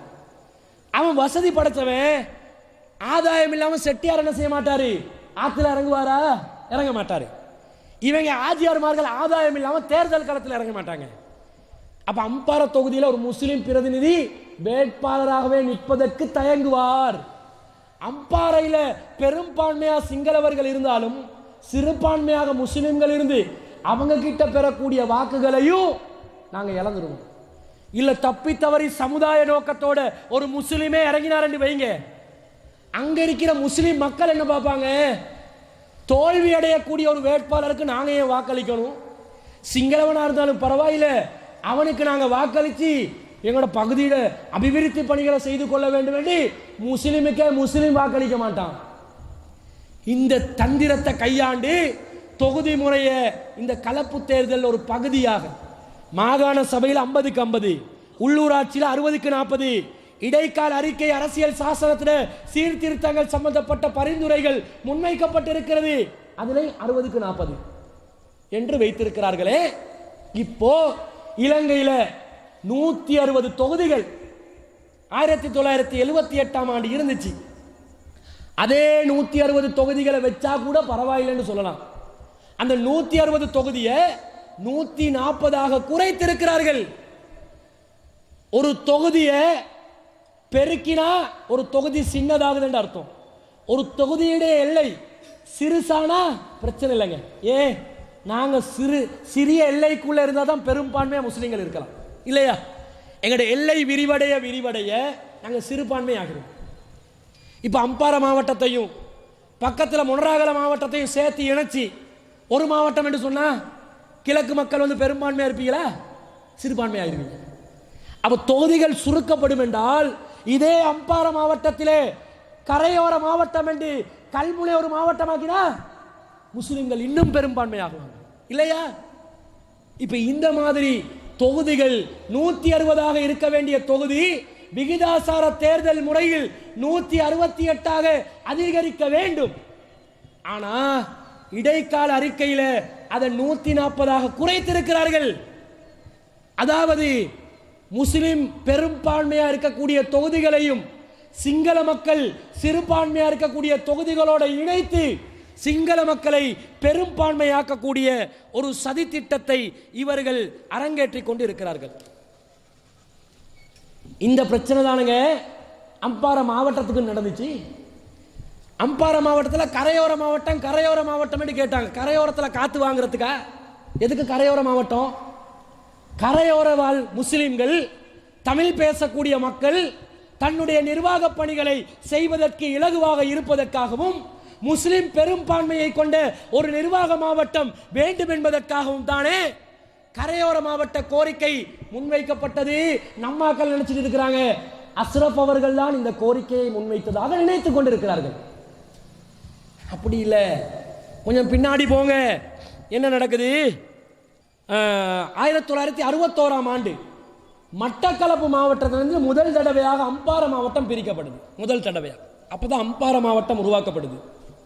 என்ன சொல்லி உருவாக்கப்படுதுண்டா, 1952 ஆண்டு அந்த சந்தர்ப்பத்தில் நாட்டில் பிரதமராக இருந்த DS சேனாநாயக் அவர்கள் கல்லோயா நீர்ப்பாசன திட்டம் என்ற ஒரு திட்டத்தை அமுல்படுத்துறார். அந்த திட்டத்தை அமுல்படுத்தும் போது முஸ்லிம்களுக்கு அவர் வாக்களிக்கிறார். நான் இந்த கல்லோயா நீர்ப்பாசன திட்டத்தினூடாக ஒரு நீர்ப்பாசன திட்டம் உருவாகினா மகவெளி கல்லோயாண்டு வந்துச்சே, மக்கள் குடியேறுவாங்க. என் விவசாயம் சின்ன தண்ணி வளம் கிடைக்கும், நீர் வளம், மக்கள் வந்து குடியிருக்கிறதுக்கு வசதிகள் கிடைக்கும். அதுக்காகத்தான் இந்த நீர்ப்பாசன திட்டங்களை அறிமுகப்படுத்துறது. நீர் வளத்தையும் சேகரிக்கணும், மக்கள் குடியேற்றங்களை உருவாக்கணும், புதிய ஊர்களை உருவாக்கணும். இந்த அடிப்படையில் 1952 கல்லோயா நீர்ப்பாசன திட்டம் உருவாக்கப்படுகிறது. அதிலே DS சேனாநாயக் அவர்கள் சொல்கிறார் 75% உள்ளூர் பிரதேசவாசிகளும் 25% வெளி மாவட்ட மக்களையும் இணைத்து நாங்கள் குடியிருப்புகளை உருவாக்குவோம் என்று வாக்களிக்கிறார். அந்த டைம்ல இதை யார் ஒப்புக்கொள்கிறார்கள்? அந்த நேரத்தில் பாராளுமன்ற உறுப்பினராக இருந்த கேட் முதலியார் MS காரியப்பர் அவர்கள் ஒப்புக்கொள்கிறார். சரி, முஸ்லிம்கள் 75% பரவாயில்லை தானே, பெரும்பான்மையா இருப்போம், ஒப்புக்கொள்கிறார். ஆனா இந்த குடியேற்ற திட்டம் அமுல்படுத்தி இறுதி கட்டத்தை, அந்த குடியேற்ற திட்டத்துடைய அமுலாக்கத்துடைய இறுதி கட்டத்தை அடைகின்ற நேரத்தில் பொது தேர்தல் வருது. பொது தேர்தல் வந்தா திரும்ப திட்டங்கள் எல்லாம் தலைக்கீழ மாறும் தானே. அவன் ஆட்சியில திட்டம் இவன் செய்ய மாட்டான், இவன் திட்டம் அவனுக்கு தெரியாது, அவன் எதுக்காக செலவழிச்ச மத்தல குவான் தொட்டுப்பல மத்தல வந்து ஏர்போர்ட்ட எதுக்கு கட்டினு ரணிலுக்கு தெரியாது. இப்ப ரணில் வந்து இந்தியாவுக்கு வித்துட்டான், மைந்த கேட்கிறா எதுக்கு வித்தேண்டு, இவனுக்கு தெரியாதுக்கு வித்தேண்டு, அவனுக்கு தெரியாதுக்கு கட்டினேண்டு. அரசாங்கம் அபிவிருத்தி செய்யறாங்க நம்ம நாட்டை. அப்ப இந்த கட்சி அரசியல்ன்றதுனால பல மோசடிகள் நடக்குது. இந்த வாக்குறுதி DS சேனாநாயக் அவர்களால் MS காரியப்பருக்கு வழங்கப்பட்ட வாக்குறுதி பொது தேர்தலோட முடிவடைகிறது. காரணம், தேர்தலில் பிறகு இந்த மாவட்டம் சார்பாக தெரிவு செய்யப்படுபவர் வேறு ஒரு மேயர் சான்று சொல்லக்கூடிய ஒருவர் தெரிவு செய்யப்படுகிறார். அந்த 75% மக்கள் குடியேற்றுவது, 25% வெளி மாவட்ட மக்கள் குடியேற்றுவதெல்லாம் மறந்து போகுது. அந்த டைம்ல என்ன செய்யப்படுது தெரியுமா? இதுதான் சான்ஸ் என்று சொல்லி முனராகல பிரதேசத்தில் இருந்த பல சிங்கள பிரதேசங்களை முனராகல மாவட்டத்திலிருந்து அம்பாறை மாவட்டத்துக்குள்ள கொண்டாந்து நுழைக்கிறாங்க. நுழைச்சி அம்பாறை மாவட்டத்தோட அந்த சிங்கள பகுதிகளை இணைக்கிறாங்க. ஆரம்ப கால வரலாற்றில் அம்பாறை மாவட்டத்திலே முஸ்லிம்கள் தான் பெரும்பான்மையாக இருந்தார்கள். மட்டக்களப்போட இணைஞ்சிருந்தோம், எப்படி இருந்திருப்போம் யோசிச்சு பாருங்க. எவ்வளவு ஊர்கள் வந்து இணையும். தமிழர்களை விட அதிகமான சதவீதத்தில் முஸ்லிம்கள் இருந்தோம். அது அம்பாறை என்று பிரித்து அம்பாறை முனராகல மாவட்டத்தில் பகுதிகளோட இணைத்து ஒரு சதி திட்டம் நடக்குது. இப்படித்தான் அம்பாறை தொகுதிகளையும் சிங்கள மக்கள் பெரும்பான்மையாக மாறுகிறார்கள். அந்த நேரத்தில் இது சர்ச்சையாகுது. அப்ப 1977ஆம் ஆண்டு ஜே.ஆர். ஜெயவர்தன் அவர்கள் ஒரு அரசியல் சாசனத்தை உருவாக்குகின்ற அந்த பணிகளை ஆற்றிக்கொண்டிருக்கும் போது அவர் வாக்களிக்கிறார். என்ன வாக்களிக்கிறார்? நான் 2 நிர்வாக மாவட்டங்களை உருவாக்கப் போகிறேன் சொல்கிறார். என்ன? யாழ்ப்பாணமும் கிளிநொச்சியும் ஆரம்பத்தில் ஒரே ஒரு நிர்வாக மாவட்டமாக இருந்தது. அவர் சொல்கிறார், நான் யாழ்ப்பாணத்தை தனி மாவட்டமாக, கிளிநொச்சியை தனி மாவட்டமாக பிரிக்கிறேன். அம்பாறையில் இருந்து புதிய கல்முனை கரையோர மாவட்டத்தை நான் பிரித்து தருகிறேன் என்று யாரு சொன்னா? ஜே.ஆர். ஜெயவர்தன் அவர்கள் சொல்கிறார். ஏன் சொல்கிறார்? அவர் ஒரு குழுவை நியமிக்கிறார். எதுக்கு அவர் நியமிக்கிறார்? நீங்கள் ஆய்வு செய்து களப்பணி செய்து நாங்கள் எப்படி மாவட்டங்களை பிரிக்க வேண்டும் என்ற தேவைப்பாடு இருக்குது என்று சொல்லி நீங்கள் எங்களுக்கு கருத்து தெரிவிக்க வேண்டும் என்று சொல்லி அவர் ஒரு குழுவை நியமிக்கிறார். முறகொடை என்று சொல்லி ஒரு எல்லை நிர்ணய குழுவை உருவாக்கி அந்த எல்லை நிர்ணய குழுவுடைய பரிந்துரைகளை பரிசீலனை செய்கிறார். அந்த பரிந்துரையில தான் இருக்குது அம்பாறை மாவட்டத்திலிருந்து கல்முனை கரையோர மாவட்டம் என்று ஒன்று பிரிப்பட வேண்டும். காரணம், கல்முனை மாவட்டத்திலே இருக்கக்கூடிய மக்கள் தமிழ் பேசக்கூடியவர்கள், அவர்களுக்கு நிர்வாக பணிகளை சரிவர செய்ய முடியாமல் இருக்கிறது. இப்பையும் உங்களோட அம்பாறை மாவட்ட அதிபர் காரியாலயத்தில் யார் அதிபராக இருக்கிறாரு? முஸ்லிமா? தமிழ் பேசக்கூடிய ஒருவரா? சிங்கள ஒருவர் இல்லையா? சிங்கள ஒருத்தர் தான் இருக்காரு. இப்போ நீங்க போயிட்டு மாத்தையா அணே மாத்தையா தெண்ட மாத்தையாண்டுவீங்க. அவன் ஒன்றோட சொல்லுவான், ஸ்ரீலங்காவை அப்போ ரட்ட சமகி அப்படின்னா நீங்கள் ஹேண்டு வாய பொழப்பீங்க. தமிழில் பேச சொன்னால் நம்ம மக்கள் நாக்க பிடுங்குற அளவுக்கு கேட்டுட்டு வந்துடுவான். சிங்களத்தில் பேசினா பயந்து எல்டிடி மாதிரி இவங்களும் பயந்துருவாங்க.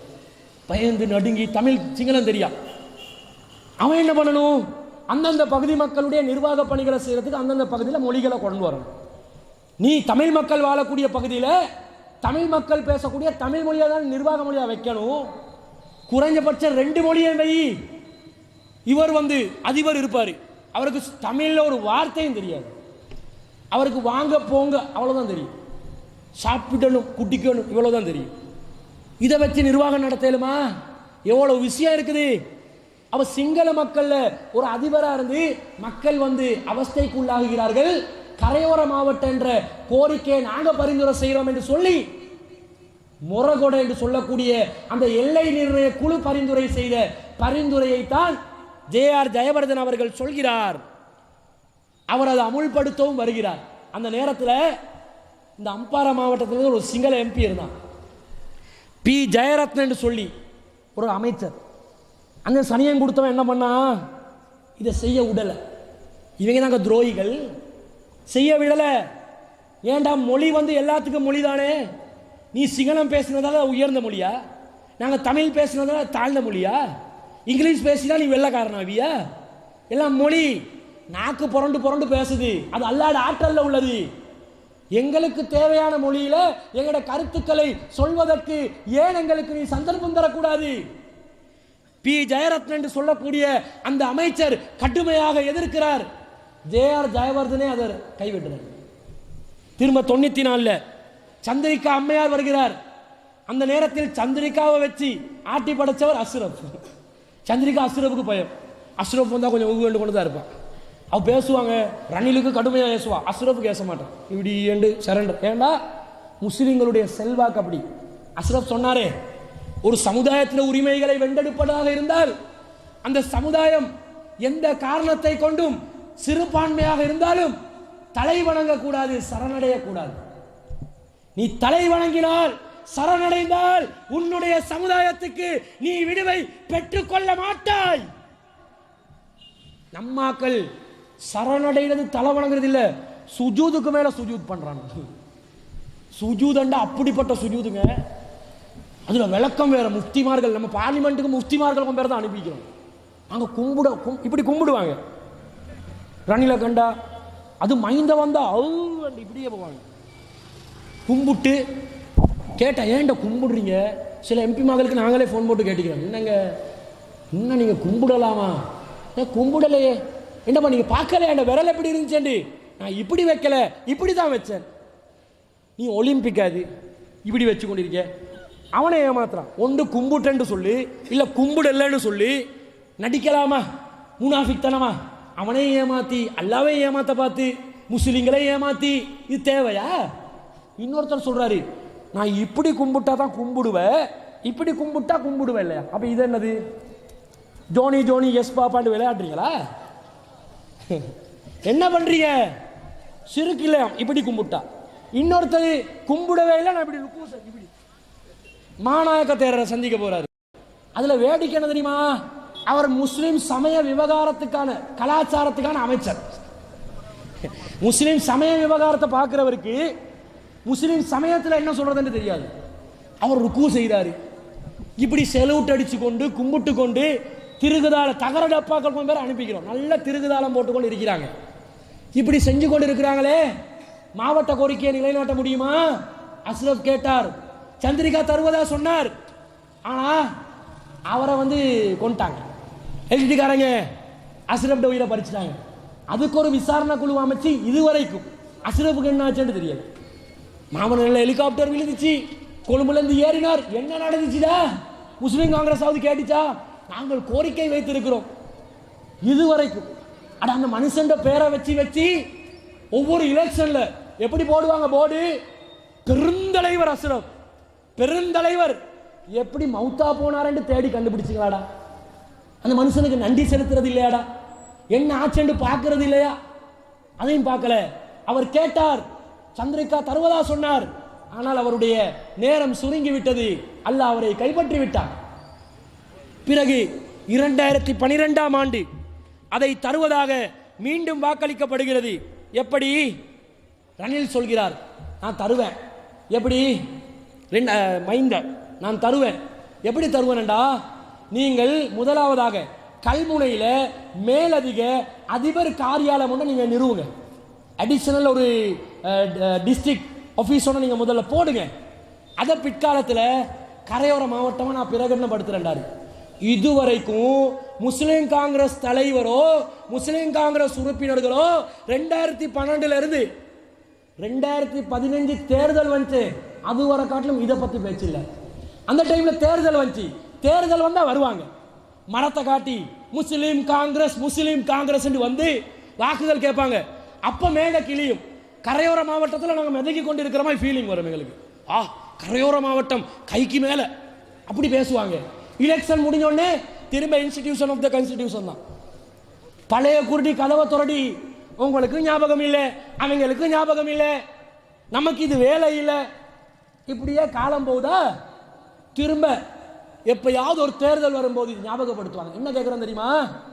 இடைக்கால அறிக்கையில் கரையோர மாவட்டம் சம்பந்தமாக ஏதாவது ஒரு பரிந்துரையை முஸ்லிம் காங்கிரஸ் சார்பாக முன்வைக்கப்பட்டிருக்கிறதா? ரவுஃப் ஹக்கீம் அவர்கள் அப்படி என்ற நிசாத் பதிவு சொன்னாரே, நானும் கரையோர மாவட்டத்தை தருவேன், ஆனால் அவருடைய எல்லை வேற எல்லையை வச்சு அவர் எங்க ஒழுவில்லா சொன்னார். ஒழுவில் பகுதியை வச்சு அவர் கரையோர மாவட்டத்தை சொன்னார், அதை எடுத்து தருவேன். அவரையும் எடுத்து தரல, ஒன்னும் எடுத்து தரல. சத்தோஷம் கிடைக்குது, அவனுக்கு இந்த கோஆபரேட் கிடைக்குது, இவருக்கு நீர்வடிகால் அமைச்சு கிடைக்குது. கிழக்கு மக்களுக்கு கரையோர மாவட்டம் எட்டாத கனிதான் இன்னும் நின்று கொண்டிருக்கு. உங்களுடைய பொறுமதி உங்களுக்கு தெரியாது. கிழக்கு மக்கள் யார் தெரியுமா? இலங்கை வாழ் முஸ்லிம்களுடைய இதயம், உயிர் நாடி. உங்களுக்கு தெரியா? உங்களுக்கு எப்ப சிரிச்சு கொண்டு சாப்பிட்டு கொண்டு இப்படி காலத்தை கழிங்க, எப்ப விழிச்சு எழும போறீங்க? உங்களுக்கு ஏன் அதை பத்தி சிந்தனை வருது இல்லை தெரியுமா? ஏமாத்துறான். முஸ்லிம் சமுதாயத்தின் அரணாக பலனாக நிற்கக்கூடிய மக்கள் கிழக்கில் தான் வாழ்கிறார்கள். இலங்கை வாழ் முஸ்லிம்கள் 10% என்றால் அதிலே 3.33% கிழக்கில் வாழ்கிறார்கள். மற்ற 6% எங்க இருக்கிறாங்க? மற்ற ஏனைய 8 மாகாணத்திலையும் 6%. கிழக்கு மாகாணத்தில் மட்டும் முஸ்லிம்கள் இத்தனை சதவீதம் இருக்கிறீங்களே. நீங்கள் நினைத்தால் இந்த அரசியல் தலைவர்கள் திருந்துவார்கள். ஆனால் நீங்கள் என்ன செய்கிறீர்கள்? எல்லாம் பேசுறது கேட்பீங்க.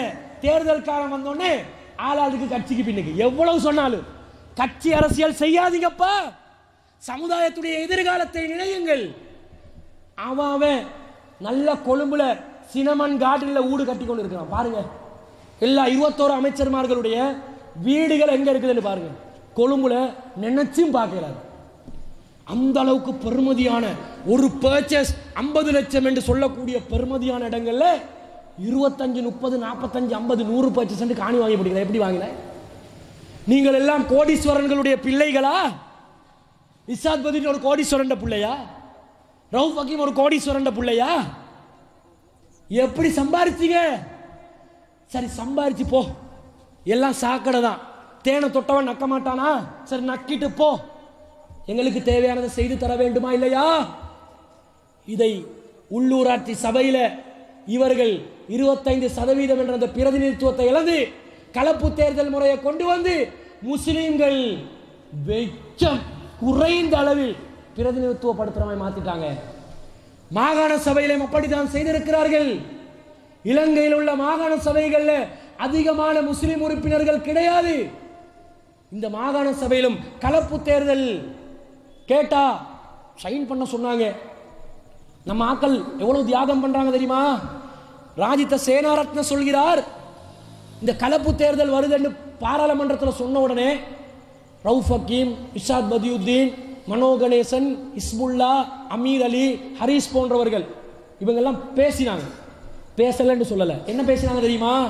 போயிட்டு பிரதமர் அவர்களே, மாண்புமிகு ஜனாதிபதி அவர்களே, என்ன இது கலப்பு தேர்தல் முறை? அவங்க எடுத்தெடுப்பில் என்ன கேட்டாங்க தெரியுமா? என்ன புதுசா கேட்குறீங்க? போன மாசம் தானே உள்ளூராட்சி சபையில சைன் பண்ணீங்க. அப்படியா? சைன் பண்ணிடுமா? தெரியாம போச்சே. ஏன் தெரிஞ்சிருந்தா அதை கேட்டிப்பாங்களா? அடி போன மாசம் தாண்டா உள்ளூராட்சி சபையில் 60க்கு 40 சைன் பண்ணீங்க, அதே 60க்கு 40 தாண்டா இப்ப மாகாண சபையில, இதுக்கேண்டா குரல் எழுப்புறீங்க? ஏன் 2010 கிழக்கு மாகாண சபையில உள்ளூராட்சி சபை கலப்பு தேர்தல் முறையாக மாறப்போகிறது என்று ஒரு மசோதா முன்வைக்கப்பட்டது. அதற்கு அகில இலங்கை மக்கள் காங்கிரஸ் சார்பாக வாக்களித்தார்கள். கிழக்கு மாகாண சபையில 3 உறுப்பினர்களும் கைகளை உயர்த்தினார்கள். இஷாத் பதியுத்தீன் அப்போது என்ன சொன்னார்? நோ ப்ராப்ளம் ஸ்ரீலங்கா, இது எந்த பிரச்சனையும் இல்லை, எங்களுக்கு எந்த பாதிப்பும் இல்லைன்ற. அவர் தான் இப்ப சொல்றாரு முஸ்லிம்களுக்கு அநியாயம் நடக்குது. ரவுஃப் ஹக்கீம் அவர்கள் என்ன சொன்னார் அந்த நேரத்தில்? கலப்பு தேர்தல் முறை என்பது நம் சமுதாயத்தின் சுபீட்சத்திற்கும் அதுக்கும் இதுக்கும் வேண்டாம், பாதிப்பு வேண்டாம். சரி பாதிப்பண்டிகளே, கிழக்கு மாகாண சபையில மசோதா கொண்டு வரப்பட்ட நேரத்தில் ஏன் கையை உயர்த்தினீங்க? அப்போது அவர் சொன்னார், நாங்கள் எதிர்ப்பு தெரிவிப்போம். சரி வந்து எதிர்ப்பு தெரிவிக்க வேண்டியதானே? முஸ்லிம் காங்கிரஸ் உறுப்பினர்களுக்கு போன் பண்ணி, யாருமே போவாதீங்கடா, நீங்க போனீங்க என்று சொன்னா இங்கே மைந்த என்ன கொண்டு போட்டுருவான்டா. மைந்த நாக்கள் தானே, ஒருத்தனு வரலங்க. அங்க அந்த மாகாண சபையில சட்டம் பாஸ் ஆகுது.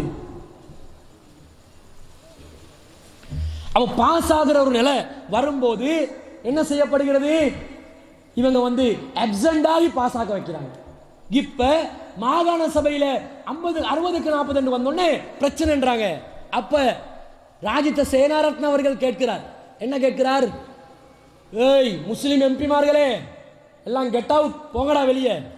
நீங்க யாரும் இல்லாமல் இந்த சட்ட மூலத்தை நிறைவேற்றி கொள்ள வேண்டிய வழிமுறை எங்களுக்கு தெரியும், உங்களோட உதவியே தேவையில்லைன்றான். அப்படி சொல்லும் போது முஸ்லிம் எம்பிமார்கள் என்ன செய்யணும்? அப்படியேண்டா வெண்டு பாருடா, நிக்கணுமா இல்லையா? ஒண்ணுக்கு ஒண்ணு நிக்கணுமா இல்லையா? வெண்டு பாரு, எங்க சமுதாயத்துக்கு பாதிப்பு என்கிறோம், நீ காது கொடுத்து கேட்க மாட்டேன்றாய். ஒரு கட்டத்தில் ராஜித சேனாரத்ன இந்த இஸ்புல்லா அவர்களுடைய, இஷாத் பதியுத்தீன் அவர்களுடைய கொலரை பிடிச்சி இழுத்திக்கிறாரு. நம்ம ஆக்கள் பாருங்க, அடி வாங்கி உத வாங்கி கஷ்டப்பட்டு நம்ம சமுதாயத்துக்காக எவ்வளவு தியாகம் செய்யறாங்க. தியாகம் செய்யறதா இருந்தா கையெழுத்து போடாம இருந்திருக்கணும். கையெழுத்து போட்டு வந்து வெளியே வந்து மன்னித்துக் கொள்ளுங்கள் மன்னித்துக் கொள்ளுங்கள் என்றாங்க. அப்ப மாகாண சபை முடிஞ்சிருச்சு. இப்ப பாராளுமன்றம், பாராளுமன்றத்தில் நாங்க இழக்க வேண்டி வரும். மத்திய கொழும்புல ஒரு ஆசனத்தை வெல்லலாம், கிழக்குல 4 ஆசனங்கள் வெல்லலாம், 5. வேற எங்க போவோம்? ஹரிஸ் பத்துவ முயற்சி செஞ்சு பார்த்தா கிடைக்கலாம், அல்லாஹ்வால இதுவரைக்கும் வரல. அதே மாதிரி களுத்தர மாவட்டம், புத்தளம் மாவட்டம், மன்னார் மாவட்டத்தில் அந்த வன்னி தேர்தல் தொகுதியில் ஏதோ கனவுல ஒரு 2 பேர் வந்திக்கிறாங்க, ரிஷாதும் காதர் மஸ்தானும் அடுத்தடுத்த முறையில் ரிஷாத் வந்தாலும் வருவார். காதர் மஸ்தானும் சுவர் இல்லை.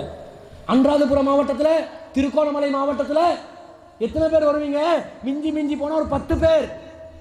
அப்போ எங்களுடைய பிரதிநிதித்துவம் இல்லாமல் போனால் எங்களுக்கு என்ன பாதிப்பு தெரியுமா? அவங்க போவாட்டி எங்களுக்கு என்ன நினைப்பீங்க?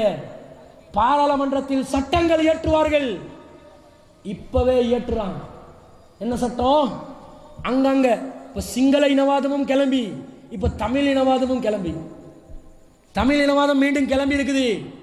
மட்டக்களப்புல கிரான் பொது சந்தையில சென்ற வாரம் என்ன போட் போட்டான்?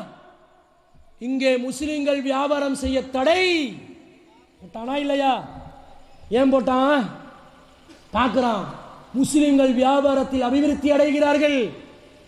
தமிழ் மக்களும் வியாபாரம் செய்யணும், முஸ்லிம்களும் வியாபாரம் செய்யணும். ஒருத்தனை தடை செய்யற ஒருத்தனுக்கு என்னடா அதிகாரம் இருக்குது? அது அரசாங்கம் முடிவு செய்யட்டும். எல்லாரும் வியாபாரம் செய்யும், நீனும் செய், உன்னை தடுக்க மாட்டோம், நாங்களும் செய்யறோம். அவன் போட்டான் முஸ்லிம்கள் வியாபாரம் செஞ்சா பிரச்சனை பண்ணுவோம் வேண்டாம். அப்ப வாழச்சேனையில அந்த ஒரு பொது பஸ் நிலையத்தை உருவாக்குறதுல பிரச்சனை ஆரம்பிக்குது. முஸ்லிம் தமிழர்கள் மத்தியில் பிரச்சனை. அந்த நேரத்தில் போலீஸ் அத்தியட்சகர்கள், போலீஸ் அதிகாரிகள் எல்லாம் வந்து, மத தலைவர்கள் வந்து சமாதானப்படுத்தி சேவ் பண்ணி அனுப்புற அளவுக்கு இந்த நேற்று முந்தினாத்து அக்டோபர் மாதம் 29ஆம் தேதி நடந்தது. இங்க திருகோணமலை மாவட்டத்தில் முஸ்லிம் இந்து பாடசாலைகள்ல முஸ்லிம் ஆசிரியர்களுக்கு ஒரு தடை. என்ன தடை? அபாயா அணிந்து பாடசாலைக்குள்ளே வர வேண்டாம். அப்ப புரிய காட்டி வந்தா பாடம் படிக்க வைக்கணும். சாரிய போடுறத புரிய காட்டுறது, தொப்புல காட்டுறது, டீச்சர்மார்கள் மாதிரியா இருக்குதா? அப்படியே திரும்பி பிளாக் போர்டில் எழுதுனா இவங்க முதுகை தான் பார்க்குறாங்க. படிப்பானா? முதுகை பார்க்குறான், இடுப்பை பார்க்குறான். அட நீ ஆக மோசமான ஆபாசமான சாரியை வந்து நீ உடுக்க வைப்பாய். ஒரு அபாயாவை போட்டு நம்ம ஆக்கள் அபாயான்ற பேரில் என்ன தொடுத்து போதுவோ தெரியல, அது வேற பார்க்கணும். ஆனால் அபாயா பொதுவான பாதுகாப்பான ஒரு ஆடையா இல்லையா? பெண்களுடைய மானத்தை பாதுகாக்குதா இல்லையா? அபாயா போட்டு வந்தா தடை. முஸ்லிம் பாடசாலை மாணவிகள் பாய் கல்சன், நீட்ட கல்சன், அதுக்கு என்ன சொல்லுவாங்க? இங்கே பாய் கல்சன் தான். ஒவ்வொரு பகுதியில் என்ன சொல்லுவாங்களோ தெரியாது. பாய் கல்சன் போட்டு வந்தா அதுக்கு தடை. ஏன்? பிள்ளைகிட்ட முழங்கால பார்க்கணும். இது தேவையா?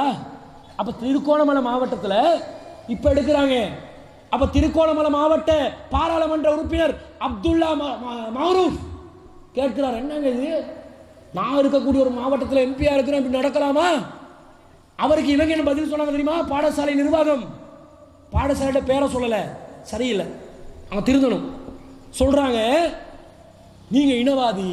அப்துல்லா மௌரூஃபுக்கு நாங்க அமைப்புகள், நாங்க இஸ்லாத்தை பேசினா, முஸ்லீம்கள் உரிமையை பேசினா எங்களை இனவாதிகள் சொன்னா, அப்ப மற்றவங்க எல்லாம் எங்களை எதிர்க்கிறவங்களா பாத்தீங்களா, உங்களை சிங்கள மக்களை எதிர்க்கிறாங்க. அட நியாயத்தை பேசினா அப்படிதான் சொல்லுவான், நீதியை பேசினா அப்படிதான் சொல்லுவான். அப்துல்லா மௌரூப் வந்து முஸ்லிம் சமுதாயத்துக்காக குர்ஆனை நிலைநாட்ட பேசினாரா? அபாயா உடுக்கணும் என்றாரு. சமுதாயத்தில் ஒரு உரிமை, லேசான விஷயம் பேசுகிறார். இனவாத கருத்துக்களை பதிய வேண்டாம். இந்த பகுதியிலே இந்து மக்களுக்கென்று ஒரு கலாச்சாரம் இருக்கிறது, பாடசாலையிலே ஆசிரியர்களுக்கென்று ஒரு ஆடை முறை இருக்கிறது, அதை வித்தியாசப்படுத்துவதற்கு நாங்கள் இடமளிக்க மாட்டோம். இப்பவே கக்கிரிகளோட இனவாதத்தை எங்களோட பெரும்பான்மை நாங்கள் இழந்தால், பாராளுமன்ற உறுப்பினர் ஒருத்தர் ஒரு மாவட்டத்தில் வச்சு கொண்டே ஒரு பாடசாலை நிர்வாகமே இப்படி நடப்பாங்கண்டா, பாராளுமன்றத்தில் பிரதிநிதித்துவத்தை நாங்கள் இழந்தால் இறைச்சி சாப்பிடாதே என்றுவான். நம்மாக்கள் துவா செய்யுங்கள், நோம்பு பிடியுங்கள், குனூத்தோதுங்கள், இனிமேல் மாட்டிறைச்சியில் ஆட்டிறைச்சிடுவான். இன்னும் கொஞ்ச நாள் ஆட்டிறைச்சி சாப்பிடாதே. திரும்ப நம்ம உலமா சபை துவா செய்யுங்கள், நோம்பு பிடியுங்கள், குனூத்தோதுங்கள் என்றுவான். கோழி சாப்பிடாதே என்றுவான், மீன் சாப்பிடாதே என்றுவான், கருவாடு சாப்பிடாதே என்றுவான். அப்ப இவங்க கேட்பாங்க, புழு பூச்சியெல்லாம் சாப்பிடவா? அட இருக்கிற ஹலால பாதுகாப்பியா, இல்லாத ஹராத்த கேட்பியா? கேட்க மாட்டாங்க இவங்க. விட்டு கொடு, என்ன சகவாழ்வா? இதுக்கு பேர் சகவாழ்வா? ஒருவருடைய உரிமை இழந்த நிலையில் அவன் 1000 வருடங்கள் அடிமையாக வாழ்வதை விட உரிமை உள்ளவனாக, ஒரு சுதந்திர மனிதராக ஒரு நிமிடம் இந்த மண்ணிலே வாழ்ந்து மரணிப்பதே மேல். நிம்மதியா அடிமை இல்லாமல் வாழ வேண்டும். நாங்கள் அல்லாஹ்வுக்கு மட்டும்தான் அடிமை. இனவாதத்தை தூண்டவில்லை, நாங்கள் பிரதேசவாதத்தை தூண்டவில்லை, சட்டத்தை மதிக்க சொல்கிறோம். ஆனால் சட்டத்தை மதிக்கின்ற பேரால் அடாவடித்தனம் செய்ய வந்தால் எங்களோட தலையில முளகா அரைக்க விட மாட்டோம். முதுகெலும்புள்ள திராணி உள்ள ஒரு சமுதாயமாக இந்த முஸ்லிம் சமுதாயம் இருக்க வேண்டும் என்றால் ஒரு சோத்து மாடி 21 சரி பாராளுமன்றத்தில் இருக்கணும். சட்டங்கள் பாஸ் ஆகாம இருக்க, இந்த சமுதாயத்துக்கு குறைந்தபட்ச பாதுகாப்பு எடுக்க எதையாவது பண்ணுவாங்களா இல்லையா? இப்ப நாங்க பேசுறதும் அந்த 21 பேரை பார்லிமெண்ட்ல இருந்து வெளியே அனுப்புறதுக்காக இல்லை. ஏன்னா நாங்க அரசியல் செய்ய போறது இல்லையே. பொதுவாக அரசியல் கட்சிகள் என்ன செய்வாங்க? இருக்கிறவண்ட பலா எல்லாத்தையும் கழுவி முசீபத் எல்லாத்தையும் மடிச்சு மக்களே நாங்க நல்லவங்க எங்களை அனுப்புங்கடுவாங்க. தௌஹீத் ஜமாத் வந்து தேர்தல் களத்தில் நிற்காது. எங்களோட ஜமாத்தை யாப்புல எழுதி வச்சுட்டோம். அதுக்குள்ள போனா நான் சொன்ன மாதிரி தான் நம்ம சாஃப்ட்வேரை மாற்றுவாங்க. நம்ம சாஃப்ட்வேரை கள்ள கபட வஞ்சம் அநியாயம் அராஜகம் இந்த மாதிரி ஆக்கி நம்மளை வந்து சாக்கடைக்குள்ள தள்ளிடுவாங்க. அவ்வளவுதான். எவன் போனாலும் எந்த உத்தமன் போனாலும் அங்க போனா அவ்வளவுதான். அதனால நாங்கள் மார்க்கம் சொல்ல வந்தவங்க தானே, மார்க்கத்தை சொல்ற அந்த தூய்மையை அப்படி பாதுகாக்கணும்டா, இதுக்குள்ள இறங்கக்கூடாது. ஆனா இதுல நடக்கிற பிரச்சனைகளை சொல்லி மக்களை விழிப்புணர்வு அடைய வச்சு அந்த மக்கள் வாக்களித்த அந்த வாக்குகளை செலுத்தி யாரெல்லாம் பாராளுமன்றத்துக்கு அனுப்பினார்களோ அவங்களோட கொலரை பிடிக்க, நீ பாராளுமன்றத்துக்கு போனா உன்னோட அப்பா நம்ம உம்மா வீட்டு சொத்தை எடுத்துக்கொண்டு போகல, நாங்க கொடுத்த வாக்கு பிச்சையால போயிருக்கிறாய், எங்களுக்கு நல்லதை செய், இல்லாட்டி ஊட்ட போ, இப்படி சொல்லணும். ஒவ்வொரு உறுப்பினர் ஒவ்வொரு வாக்காளர்களும் இப்படி மாற வேண்டும். எங்களுடைய வாக்குரிமை என்ற அந்த பலத்தை ஜனநாயக ஆயுதத்தை சரியாக நாங்கள் பயன்படுத்த வேண்டும். இல்லாட்டி எங்களை வச்சு அவன் சொர்க்கலோகத்தை அடைகிறான். இந்த மாற்றத்தை பயத்தை பாராளுமன்ற பிரதிநிதிகள் உணர்ந்தார்கள் என்றால் நல்லதை செய்வாங்க. குறைந்த அளவில் களவு செய்வார்கள். நூற்றுக்கு நூறு திருந்த மாட்டாங்க.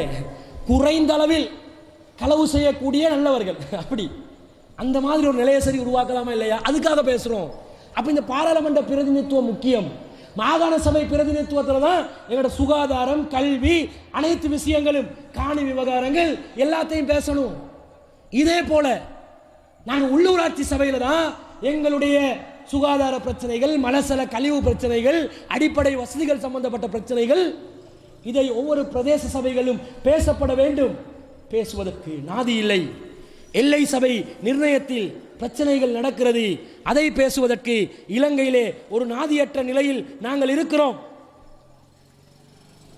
சம்மாந்துறை சாய்ந்த மருது கல்முனை பிரதேச சபை பிரச்சனை ஓடிக்கொண்டு இருக்குது. சாய்ந்த மருதுக்கு பேசினா கல்முனை மக்கள் கோவப்படுறாங்க, கல்முனை மக்களுக்கு பேசினா சாய்ந்த மருது மக்கள் கோவப்படுறாங்க. ரெண்டையும் பேசல. என்ன சொல்றோம் தெரியுமா? ஏதாவது ஒரு முடிவுக்கு வாங்க. பிரதேச சபை கொடுக்கிறதா இல்லையா? அவனுக்கு கொடுக்காதே எங்களுக்கு 4 வேணும், அவனுக்கு கொடுக்காதே எங்களுக்கு 1 வேணும், இல்லாட்டி கொடுத்தாலும் பரவாயில்ல எங்களுக்கு வேணும். சண்டை பிடிக்கிறீங்களே, சாய்ந்த மருது மக்கள் உங்களோட நியாயத்தை சொல்லி உங்களோட நியாயத்தை பெற்றுக்கோங்க. கல்முனை மக்கள் உங்களோட நியாயத்தை சொல்லி உங்களோட நியாயத்தை பெற்றுக்கோங்க. எல்லாம் நம்ம மக்கள் தானே. ஆனா 2 சாராரும் யாரை நம்பிக்கொண்டிருந்தாங்க? அரசியல் தலைவர்களை நம்பினாங்களா? அவன் எப்பல இருந்து வடை சுட்டு கொண்டு இருந்தான் தெரியுமா?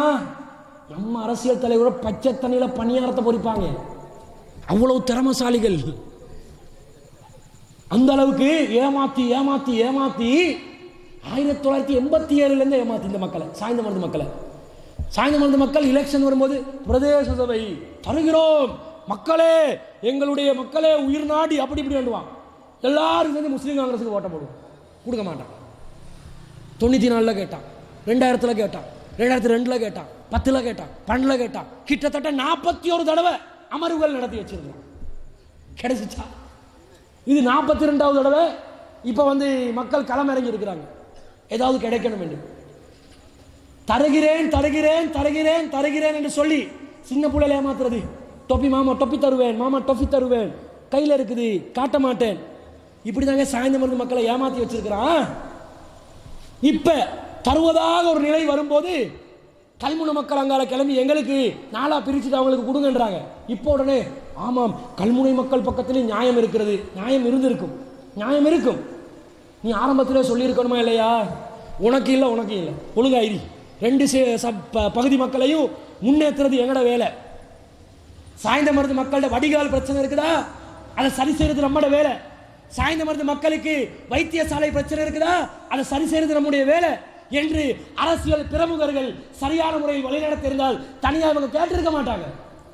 சரி, தனியா கேட்டாங்கடா, அது தப்பாக இருந்தால் ஏன் தருவதாக வாக்களித்தீர்கள், ஏன் கொடுப்பதாக சொன்னீர்கள்? ரவுப் ஹக்கீம் சொல்லி, ரிஷாத் பதுதீன் சொல்லி, ஃபைசல் முஸ்தபா சொல்லி, ரணில் விக்ரமசிங்க சொல்லி, எல்லாரும் சொல்லி இருக்கிறாங்க. அவ எல்லாம் ஏன் சொன்னீங்க? அந்த மக்கள் அந்தரத்துல. இந்த மக்கள் சொல்றாங்க, அவங்க நம்மளை பத்தி பார்க்காம வாக்களிச்சிருக்கிறாங்க, நாங்க பாதிக்கப்படுவோமே, எங்களை பத்தி பார்க்கறது இல்லையா, இவங்களோட பாட்டுக்கு சொல்லி சாய்ந்தமருது மக்களை தசை திருப்பி கொண்டு இருக்கிறாங்க அப்படி என்று அந்த மக்கள் இப்ப கேட்கிறாங்க. அவங்களும் அந்த இடத்துல, அவங்களும் பாவம். அப்ப இந்த அரசியல்வாதிகள் ஏமாற்றத்துல ஒரு பிரதேச சபையை வென்றெடுப்பதற்கு இவ்வளவு காலம் போச்சு, எப்படி இவங்களை தொடர்ச்சியா நம்புறது? இந்த பிரச்சனை திருகோணமலை மாவட்டத்தில் கந்தலாய் மூதூர் உள்ளூராட்சி சபையிலே பிரச்சனைகள் இருக்கிறது, எல்லை நிர்ணயத்தில் பிரச்சனை இருக்கிறது.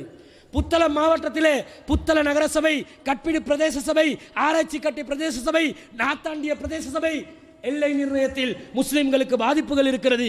கண்டி மாவட்டத்திலே அக்குரணை பிரதேச சபை, பாத்த ஹேவவத்த பிரதேச சபை, பாத்த தும்பர பிரதேச சபை எல்லை நிர்ணயத்தில் பிரச்சனை இருக்கிறது. இதுவரைக்கும் அல்லாஹ்வுடைய உதவினால் ஒரு எம்பியும் பேசல. வாயில புட்டு இருக்குதோ தெரியாது, புட்டு தானே, புட்டு வாயில என்னத்தை அடைச்சி வச்சுக்கிறான். இவங்க பேசவே மாட்டாங்க. ஊமை கூட பேசும், நம்ம மக்கள் பேச மாட்டாங்க. அந்த அளவுக்கு இருக்கிறாங்க. முஸ்லிம்கள் தானே வாழ்றாங்க. அஸ்ரப் என்ன சொன்னார்? ஒரு பிரதேசத்தை நான் சேர்ந்தவனாக, ஒரு பிரதேசவாதியாக என்னை காட்ட வேண்டாம். நான் இலங்கை மக்கள், இலங்கை முஸ்லிம் மக்களுடைய ஒரு அமைச்சர் அப்படிதான் சொன்னார். நான் கல்முனைக்காரன், நான் சாய்ந்த மருந்துக்காரன், நான் அம்பர மாவட்டக்காரன், நான் சம்மாந்துரக்காரன், மருதமுனைக்காரன், இப்படி ஆளாளுக்கு பிரதேசவாதத்தை பேசினா என்னுடைய இலக்கடைய முடியாது. இங்கே எம்பிமார்கள் நீங்க எந்த பகுதியிலிருந்து போனாலும் பரவாயில்லை, இலங்கையில எந்த மூல முடக்கில் ஒரு முஸ்லீம் வாழ்ந்தாலும் அவனுடைய பிரச்சனையை பேசிக்கணுமா இல்லையா?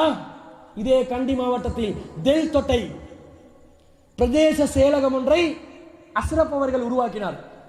பாருங்க, முஸ்லிம்களோட அரசியல் வாழ்க்கையில எல்லா இடத்துலையும் அந்த மனுஷன் காலடி வச்சுக்கிறார், அங்கங்க இருக்கிறார். தனிப்பட்ட விருப்பு வெறுப்புகள் இருக்கலாம், அல்லாவின் பார்வையில் நல்லவரா கெட்டவரா அல்லாஹ் தீர்மானிக்கட்டும். மக்களுக்கு அரசியல் என்ற பெயர்ல ஏதாவது பண்ணி இருக்கிறாரா இல்லையா? அவர் வென்றெடுத்த பிரதேச செயலகத்தை ஒரு பிரதேச சபையாக நம்முடைய தலைவர்களுக்கு மாற்ற முடியவில்லையே. தெல் தொட்டை என்பது முஸ்லிம்கள் சிறுபான்மை மக்கள் பெரும்பான்மையாக வாழக்கூடிய ஒரு பகுதி. எத்தனை ஆண்டு காலமா கேட்கிறான் தெரியுமா? ஏழாம சென்ற வாரம் பத்திரிகையில போடுறாங்க ஒரு விளம்பரம், தெல் தொட்ட மக்களுக்காக, முஸ்லிம்களுக்காக யாரும் குரல் எழுப்ப மாட்டீர்களா? பிச்சை கேட்கிறான். பிரதேச சபை தாங்க, ஒருத்தனும் பார்க்கிறாங்க, ஒருத்தனும் பேசுறான் இல்ல. கொடுக்க முடியாத ஒரு சாய்ந்த மருது பிரதேச சபைக்காக வாக்குறுதி அளிக்கிறான், கொடுக்க முடியுமான தெல் தொட்டை பிரதேச சபைக்கு எவனும் பேசுறான் இல்ல. இதே போல மடவளையில ஒரு பிரதேச சபை வேண்டும் என்று ரவுப் ஹக்கீம் அவர்கள் 2002 கோரிக்கை வைத்தார். ஆனால் இதுவரைக்கும் அந்த மக்களுக்கு அந்த பிரதேச சபையை ரணில் கொடுக்கவும் இல்லை, மஹிந்த கொடுக்கவும் இல்லை, இவர்கள் பெற்றுக் கொடுக்கவும் இல்லை. எல்லாம் தேர்தல் காலத்தில் குடிக்காரன் பேச்சு விடிஞ்சா போச்சு, அது ஒரு பழமொழி. புதுமொழி என்ன? அரசியல்வாதிகள் பேச்சு தேர்தல் காலத்தோட போச்சு. மக்களை பத்தி நினைக்கிறாங்க. அல்லாஹ் அமானிதமா முறைமையில கேள்வி கேட்க மாட்டானா? அல்லாஹ் விசாரிக்க மாட்டானா? நபிகள் நாயகம் அவர்கள் சொல்கிறார்கள், மக்களே நீங்கள் கிழக்கையும் மேற்கையும் வென்றெடுப்பீர்கள். சொல்றாங்க கிலாபத் பெருகும். எப்படி பெருகும்? அந்த மதீனாவிலிருந்து கிழக்கு பகுதி, மேற்கு பகுதி எல்லாத்திலுமே இஸ்லாம் பரவி ஆட்சி அதிகாரத்தை நாங்கள் வென்றெடுப்போம். ஆனால் நபிகள் நாயகம் ஒரு எச்சரிக்கை விடுத்தார்கள். என்ன சொன்னார்கள்? யாரெல்லாம் அமானிதங்களை பேணி இறைவனை அஞ்சி பொறுப்புகளை சரியான முறையில் நிறைவேற்றவில்லையோ அவர்கள் அனைவரும் நரகத்திற்கு சென்று விடுவார்கள் என்றாங்க. 5 நேரம் தொழுந்து நோம்பு பிடிச்சி ஜக்காத்தை கொடுத்து ஹஜ்ஜை செஞ்சு சிறுக்கு இல்லாம, பிதுவத்து இல்லாம, மூட நம்பிக்கை இல்லாம, மதுஹப பின்பற்றாம, வஹிய மாத்திரம் பின்பற்றி ஒருத்தன் வாழ்ந்து மரணிப்பான் வைங்க, அல்லாவும் அவனுமாச்சு சொர்க்கத்துக்கு போறதுக்கு வாய்ப்புகள் 100% இருக்கிறது. மக்களுக்காக பேச போறோம், மக்களுக்காக பணி செய்ய போறோம், மக்களுக்காக உரிமைக்காக பேச போறோம், குரல் எழுப்ப போறோம், சேவை செய்ய போறோம் என்று வந்து உட்கார்ந்து பொறுப்பை சரியா நிறைவேற்றலன்னு வைங்க, அவன் தொழுதானோ இல்லையோ அது தனி கணக்கு. அது ஒரு மனுஷன் என்ற வகையில் அல்லாஹ் கணக்கு பார்ப்பான். பொறுப்பை சுமந்ததனால் பொறுப்பை நிறைவேற்றாத குற்றத்திற்கு நரகத்துக்கு போக வேண்டி வரும். முஸ்லிம் தலைவர்கள் இதை பற்றி சிந்திக்க கடமைப்பட்டிருக்கிறார்கள். ஆனால் மறுமை நம்பிக்கை இல்லாத மலையக தமிழர்களுடைய புரட்சியை பாருங்கள். மனோ கணேசன் அவர்கள் மலையக மக்களுடைய வாக்குகளால் பாராளுமன்றத்திற்கு சென்றிருக்கிறார். அந்த மக்கள் அளித்த வாக்குகளில் எந்த ஒரு நஷ்டமும் அவர்களுக்கு இல்லை. ஏன்? மலையக தமிழர்கள் என்றா யாரு? காலாகாலமா ஆண்டு தொட்டு வந்து இருக்கிற மக்களா? அவங்க குறிப்பிட்ட காலத்தில் ஒரு 200-300 வருடங்கள் கூட அவங்களுக்கு வரலாறு இருக்காது.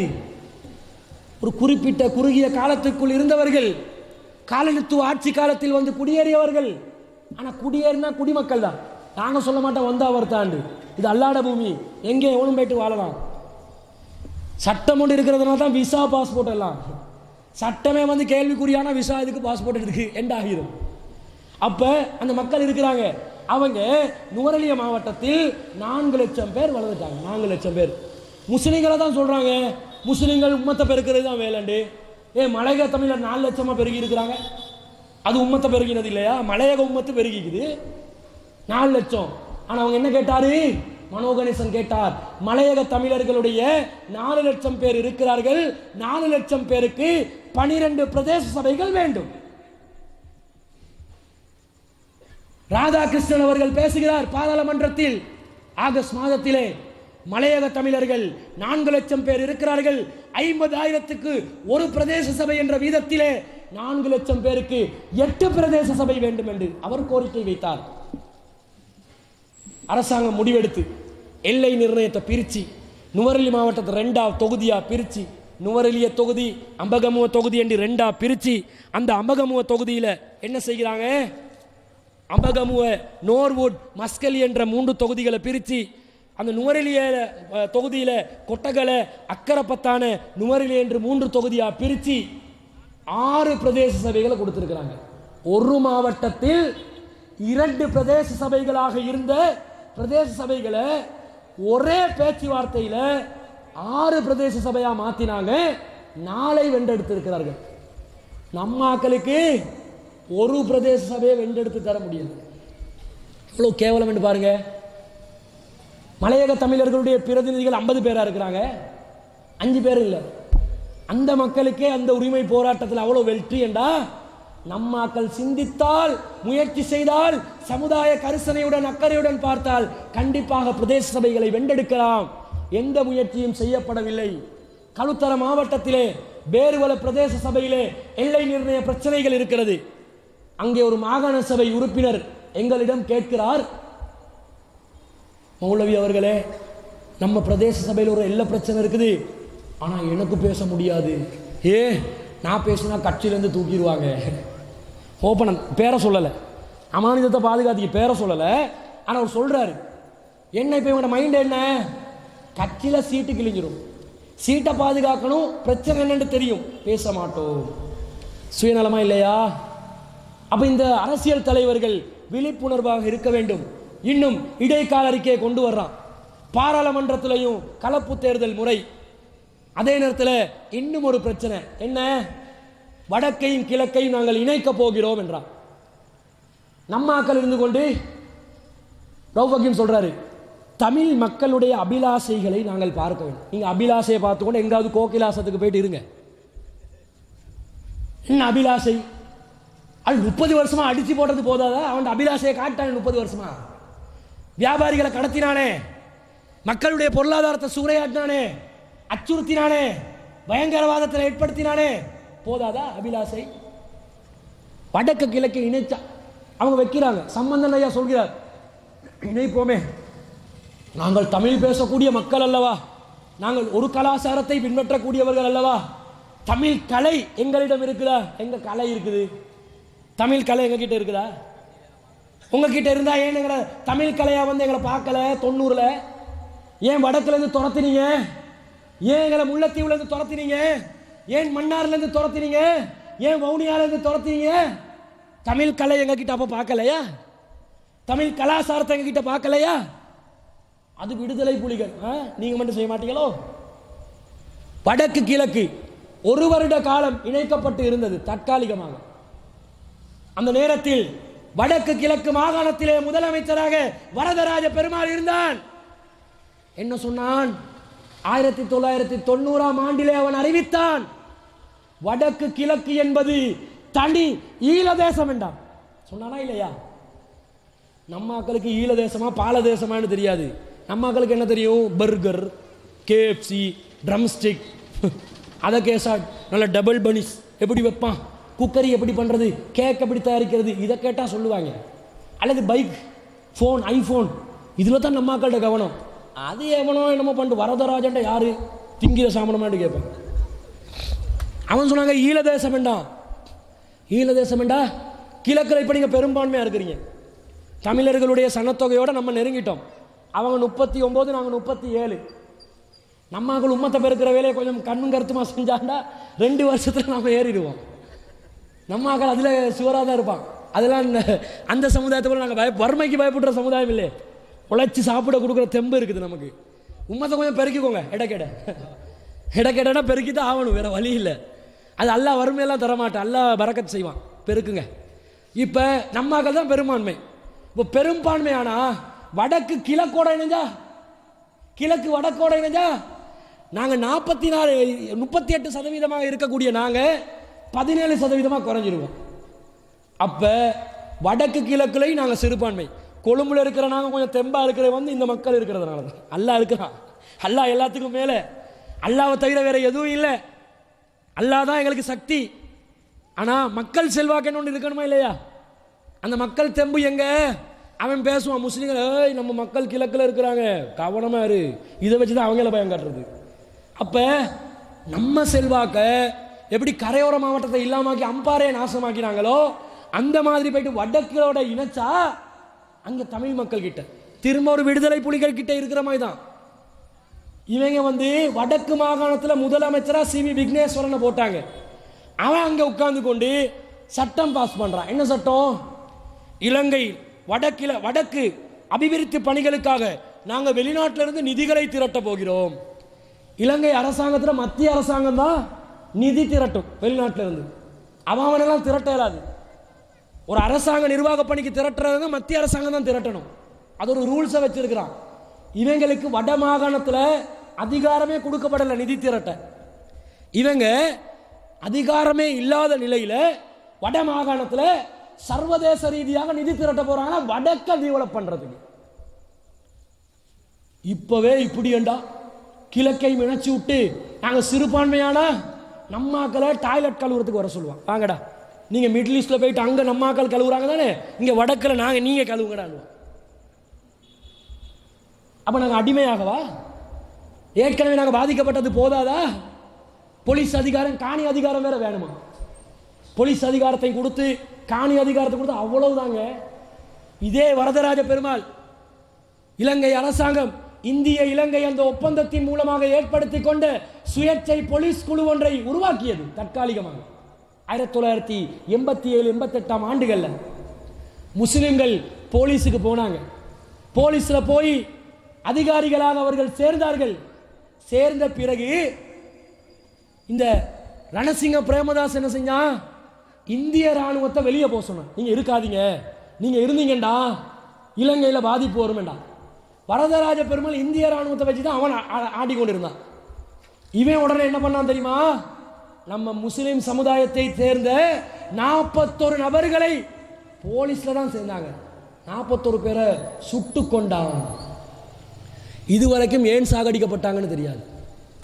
வடக்கு கிழக்கு தற்காலிகமாக இணைக்கப்பட்டு 1988 ஆண்டு டிசம்பர் மாதம் 31ஆம் திகதிக்குள்ளே வடகிழக்கு மாகாண மக்கள் மத்தியிலே சர்வஜன வாக்கெடுப்பு ஒன்றை எடுத்து இதற்கு அங்கீகாரம் பெற வேண்டும் என்ற ஒரு ரூல்ஸ் சட்டம் இருந்தது. இந்த தற்காலிக ஒரு வருடத்திற்குள்ளே போலீஸ் அதிகாரத்தை தற்காலிகமாக கொடுத்து 41 பேரை காவு கொண்டானே, இவனை நம்பி போலீஸ் அதிகாரத்தை நாங்கள் திரும்ப ஒப்படைக்கிறதா? முடியாது. நம்ம தலைவர்கள் இருந்து கொண்டு முஸ்லிம் மாகாணம் வேண்டும் என்று கொண்டிருக்கிறாங்க. அஸ்ரப் தென்கிழக்கு அழகொண்டு கேட்டாரு. எப்ப கேட்டாரு? வடக்கையும் கிழக்கையும் இணைத்தால் தாங்கண்டாங்க. இணைத்தால் தென்கிழக்கு அழகு கேட்க தான் வேணும். ஏன்? அவன் இணைச்சு போட்டா எங்களை அடிமையாக்குவான். அவனை சர்வதேச மக்களுக்கு இந்த தீர்வு வழங்குறேன்னு சொல்லி முஸ்லிம்களை அடகு வைப்பான். அதிலிருந்து நாங்கள் பாதுகாப்பு பெற வேண்டும் என்றால் இணைக்க விடக்கூடாது. இணைத்தால் முஸ்லிம்கள் நிலத்தொடர்பற்ற ஒரு தென்கிழக்கு அழகு. நிலத்தொடர்பற்றா விளங்குதா? எங்களோட முஸ்லீம் மாகாணம் இருக்கும். ஒரு மாகாணம் எப்படி பிரிப்பான்? நிலத்தை வச்சு ஜனத்தொகையை வச்சு தான் பிரிப்பான். ஆனால் அஸ்ரப் என்ன கேட்டாரு? நிலத்தொடர்பற்ற தென்கிழக்கு அழகு. கிழக்கு முஸ்லீம் மாகாணம் வேணும், தென்கிழக்கு அழகு வேணும், தனி நிர்வாக பிரதேசம் வேணும். ஆனால் அது அம்பாறை மாவட்டத்தில் மட்டும் இருக்குமா? இல்லை. கல்முனையில் இருக்கும், சம்மாந்தூரில் இருக்கும், அம்பாரில் இருக்கும், மட்டக்களப்பில் இருக்கும், மன்னாரில் இருக்கும். நிலத்தொடர்பு இருக்காது. இங்கே இருக்கிறது மன்னார் மாவட்டத்தோட இணையும் மாகாணம். முஸ்லீம் மாகாணம் மன்னாரில் இருக்கும், அம்பாறை மாவட்டத்தில் இருக்கும். ஆனால் நிலத்தொடர்பு இருக்குமா? இருக்காது. மன்னாரில் முஸ்லீம்கள் இருக்கிற ஒரு பகுதி இருக்கும், அதுக்கு அடுத்ததான் தமிழர்கள் இருப்பாங்க, அதுக்கு அடுத்ததான் முஸ்லீம்கள் இருப்பாங்க. முஸ்லீம் மாகாணம் வந்தால் தமிழ் மக்கள் இருக்கிற பகுதி எங்களுக்கு வராது. முஸ்லீம் பகுதி அந்த துண்டை விட்டு திரும்ப தமிழ் பகுதி, திரும்ப முஸ்லீம் பகுதி, தமிழர்கள் இருக்கிற பகுதியை விட்டு திரும்ப முஸ்லீம் பகுதி என்று ஜம்ப் பண்ணி கற்பனையாக, கண்களால் பார்க்க முடியாத கற்பனையாக தொடர்புள்ள, நிலத்தில் தொடர்பு இல்லாத ஒரு அழகு. இது வேணுமென்றார். ஏன் வேணுமென்றாரு? முஸ்லிம்கள் பெரும்பான்மையாக இருக்கணும் என்றதுக்காக. அது எப்ப? வடக்கையும் கிழக்கை இணைச்சா. இடைக்கால அறிக்கையில் இணைக்கலாம் என்று போட்டு இருக்கிறான். இணைக்கவும் செய்யலாம், ஆனால் சர்வஜன வாக்கெடுப்பு எடுப்போம் என்றான். இவன் இணைக்கலாம், சர்வஜன வாக்கெடுப்பு எடுக்க போகிறோம், இணைக்காமலும் இருக்கலாம் என்று சொல்லும் போது முஸ்லிம் தலைவர்கள் என்ன சொல்லணும்? இணைக்க விடாதே சொல்லணும். ரவுஃப் ஹக்கீம் அவர்கள் என்னதான் இருந்தாலும், என்னதான் ரிஷாத் பதுதீன் அவர்கள் பேசினாலும், என்னதான் இஸ்புல்லா பேச, நாங்கள் யாரும் பேசுறது பார்ப்போம். ரவுஃப் ஹக்கீம் பேசணும். என்னதான் இருந்தாலும் முஸ்லீம் காங்கிரஸ் பேசுறதுக்கு ஒரு தனித்துவம் இருக்கத்தானே செய்து, யாருக்கும் மறுக்க முடியாது. இவர் இருந்து தமிழ் மக்களுடைய அபிலாஷை நாங்கள் கவனிப்போம் என்று கொண்டிருக்கிறேன். என்ன இது? இணைத்தால் என்ன? நீண்ட கால போராட்டம். நீண்ட கால போராட்டம். நாங்களா போராட சொன்னோம்? தமிழ் மக்களுக்கு பாதிப்பு நடந்தது உண்மை, அதை மறுக்க மாட்டோம். 1956ஆம் ஆண்டு அரச மொழியாக சிங்கள மொழி பண்டாரநாயக் அவர்களால் அமுல்படுத்தப்பட்ட நாளிலிருந்து இந்த இலங்கை நாடு நாசமா போச்சு. சுதந்திர கட்சி தான் நாசமாக்க ஆரம்பிச்சு. ஆனால் அவனுக்கே விளங்கிச்சு, இது பெரிய ஒரு தப்பு செஞ்சிட்டோம், இதை வாபஸ் வாங்கிடணும் என்று விளங்கி அதை வாபஸ் வாங்க போற நேரத்தில் கண்டியில் ஒரு ஆர்ப்பாட்டம் நடக்குது. அதுக்கு யார் தலைமை தாங்கிறார்? ஜேஆர் ஜெயவர்தன். அவர் ஐக்கிய தேசிய கட்சி. வேணாம், அரச மொழியா சிங்கள மொழியை வெய். அவன் ஐக்கிய தேசிய கட்சி. இரண்டு இனவாதிகளும், இரண்டு இனவாதி பேரினவாத கட்சிகள், தேசிய கட்சிகள் இனவாத கட்சிகளாக தான் இருக்குது. அப்ப அந்த மாதிரி ஒரு சூழ்நிலையில தமிழ் மக்கள் பாதிக்கப்பட்டார்கள். உரிமைகளை பெற்றெடுக்கின்ற வழிமுறை தவறா போச்சு. அதுலயும் இன்னும் சொல்வதா இருந்தா, ஆரம்பத்தில் பேசுறதுக்கு, களத்தில் இறங்குறதுக்கு முஸ்லிம்களோட உதவி எடுத்து கொஞ்சம் செல்வாக்கு பெருகினோன்னு வடக்கிளை முஸ்லிம்களுக்கு அடி, கிழக்கிளை முஸ்லிம்களுக்கு அடி. அடிச்சிங்களா இல்லையா? இப்ப ஏன்டா இணையணும்? நாங்க இணைய மாட்டோம். எத்தனை இடத்துல அடிச்சிங்க எங்களுக்கு? நாங்க மட்டும் நாட்டுப்பற்று இல்லாதவர்களா இருந்தா, சட்டத்தை மதிக்காம ஆயுதம் தூக்கியவர்களா இருந்தா, முஸ்லிம்கள் மரணத்தை நேசிப்பவர்கள் என்பதை அவர்கள் மறந்துவிடக் கூடாது. நாங்க நாட்டு சட்டத்துக்கு கட்டுப்பட்டு இந்த நாட்டை பிரிக்க கூடாதுன்றதுனால அடியை வாங்கி கொண்டோமே தவிர திருப்பி அடிக்க தெரியாம. இப்ப எப்படி இணைகிறது? உங்களோட ஆயுத போராட்டம், உங்களோட ஜனநாயக போராட்டம், உங்களுக்குள்ள உள்ள நியாயத்தை வச்சுக்கோங்க. நீங்க எங்களை பிரிச்சிட்டீங்க, நீங்கள் உங்களுடைய போராட்டத்தினால் உங்களுடைய நியாயங்களை பெற்றுக் கொள்ளுங்கள், ஆனால் நாங்கள் இணைய விட மாட்டோம். இப்ப ரிஷாத் நேத்து முன்னாத்து பேசுறாரு, வடக்கு கிழக்கு இணைய விட மாட்டோம். இப்படிதான் சொல்லுவாங்க.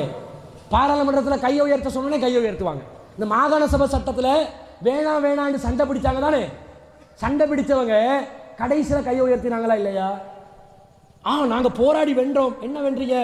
60க்கு 40, 50க்கு 50 மாத்தினோம். இது பெரிய ஒரு வெற்றியா?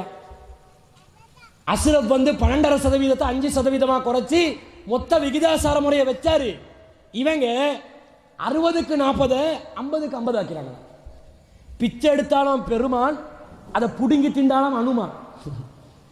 பிச்சை எடுத்துக்கொண்டதை இவங்க புடுங்கி திங்கிறாங்க. இதை செஞ்சுட்டு சமுதாயத்துக்காக பேசிவிட்டோம். என்ன பேசினீங்க? இதை நாங்கள் பார்க்கிறோம். இப்போ இடைக்கால அறிக்கையில் இது போன்ற பிரச்சனைகள் இருக்கிறது. இப்போ தௌஹீத் ஜமாத் களத்தில் இறங்கி பேசிட்டோமா, இப்போ பேசாட்டி அவ்வளோ அட்ரஸ் இல்லாமல் போயிடும். அவங்களுக்கு ஒரு வகையில் சந்தோஷம். நாங்கள் சொல்கிறோம் தானே, தேர்தலில் இறங்க மாட்டோம் வேண்டாம், அது வரைக்கும் அல்ஹம்துலில்லாஹ் பெருமூச்சை விட்டுக்கொண்டு அல்லாஹ் அப்பாடா தப்பிட்டோண்டா, இல்லாட்டி அவ்வளோதான் கதை, நாங்கள் உண்மையிலே தேர்தலில் இறங்க மாட்டோம் மரணிக்கும் வரைக்கும் இன்ஷா அல்லாஹ். ஆனால் இந்த உரிமை பிரச்சனையை நாங்கள் பேசுகிறோம். இதை பேசினா அப்துல் ராசிக் கோட்டாபே ராஜபக்ச ஆளு, நாங்கள் கோட்டாபே ராஜபக்ச ஆளா? எவன்டா கோட்டாபே? கோட்டாபெல்லாம் அவன்டா அப்பன் பிள்ளை செஞ்சாலும் பேசுவான்டா. அட மைத்ரியே எங்களுக்கு பெருசு இல்லை, மைந்தே பெருசு இல்லைன்றோம். எவன்டா கோட்டாவும் கோட்டாவும்?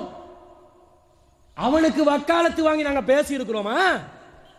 முஸ்லிம் தலைவர்களே தவறு செய்தால் சுட்டி காட்டுற தெம்புள்ளவர்கள் நாங்கள். அவன் யாருடா எங்களுக்கு? கோட்டாபு கிட்ட சம்பளம் எடுத்தான்.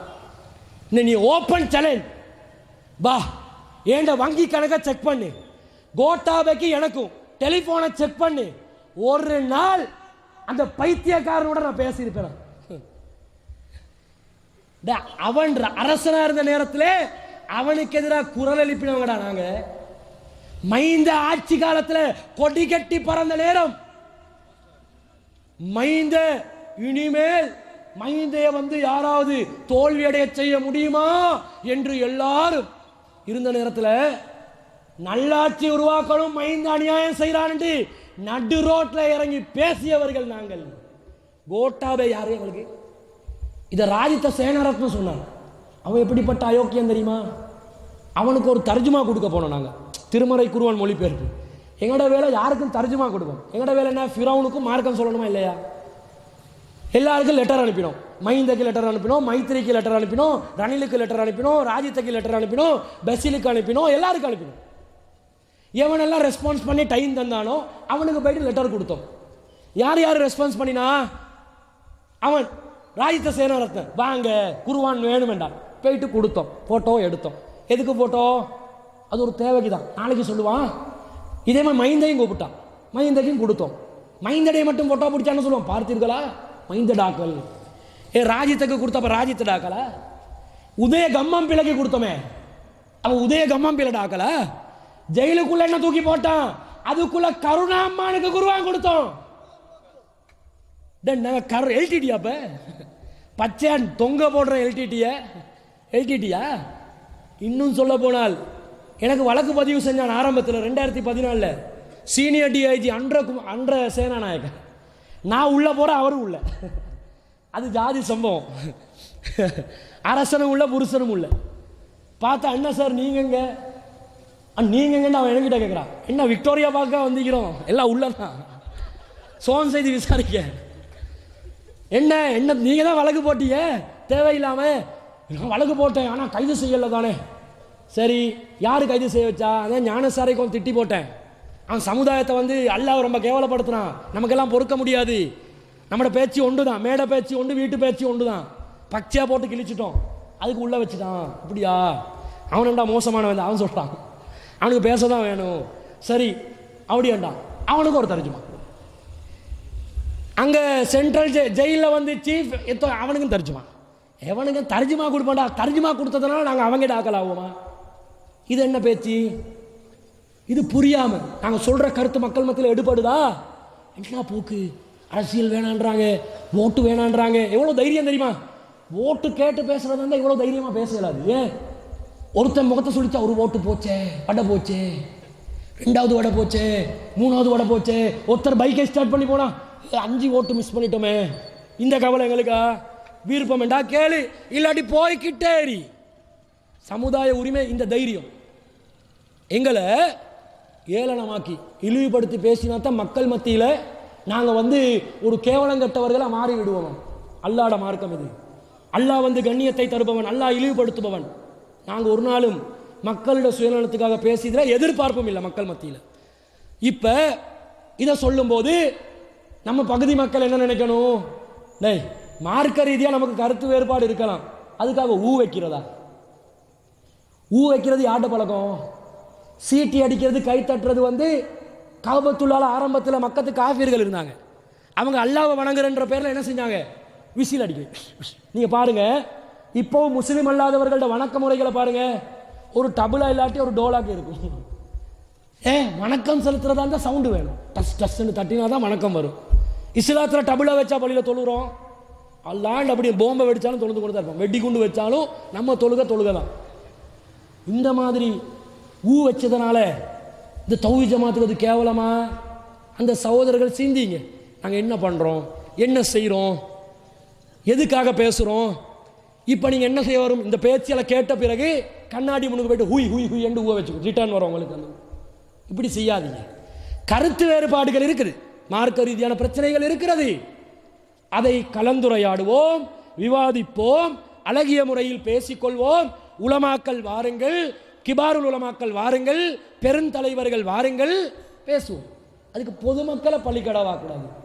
இது அம்புதான், அந்த வில்லுகளுக்கு சொல்கிறோம். வில்லுகள் என்ன நினைக்கணும்? பேசுவோம். அதை விட்டு இந்த மாதிரி பணிகள் செய்யும் போது எங்களுக்கு ஆச்சரியம். என்ன, நம்மளை எதிர்க்கக்கூடியவங்க இப்படி தான் பயிற்றுவிச்சிருக்கிறாங்களா?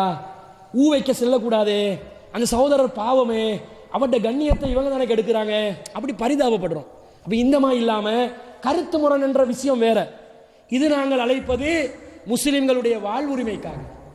தப்லீக்காரனுக்கும் வாழ்வுரிமை வேணும், தௌஹீத்காரனுக்கும் வாழ்வுரிமை வேணும். எங்களை பொறுத்தளவில் சமுதாயம் என்று வரும் என்றால் இயக்க வேறுபாடை பார்க்க மாட்டோம், மார்க்கத்தில் கொள்கை இருப்போம். சிறுக்கு செய்ய மாட்டோம், பித்அத் செய்ய மாட்டோம், எங்களோட கொள்கை. யாருக்காகவும் விட்டு கொடுக்க மாட்டோம். ஆனால் சமுதாய பிரச்சனையா நாங்கள் களத்தில் இருப்போம்.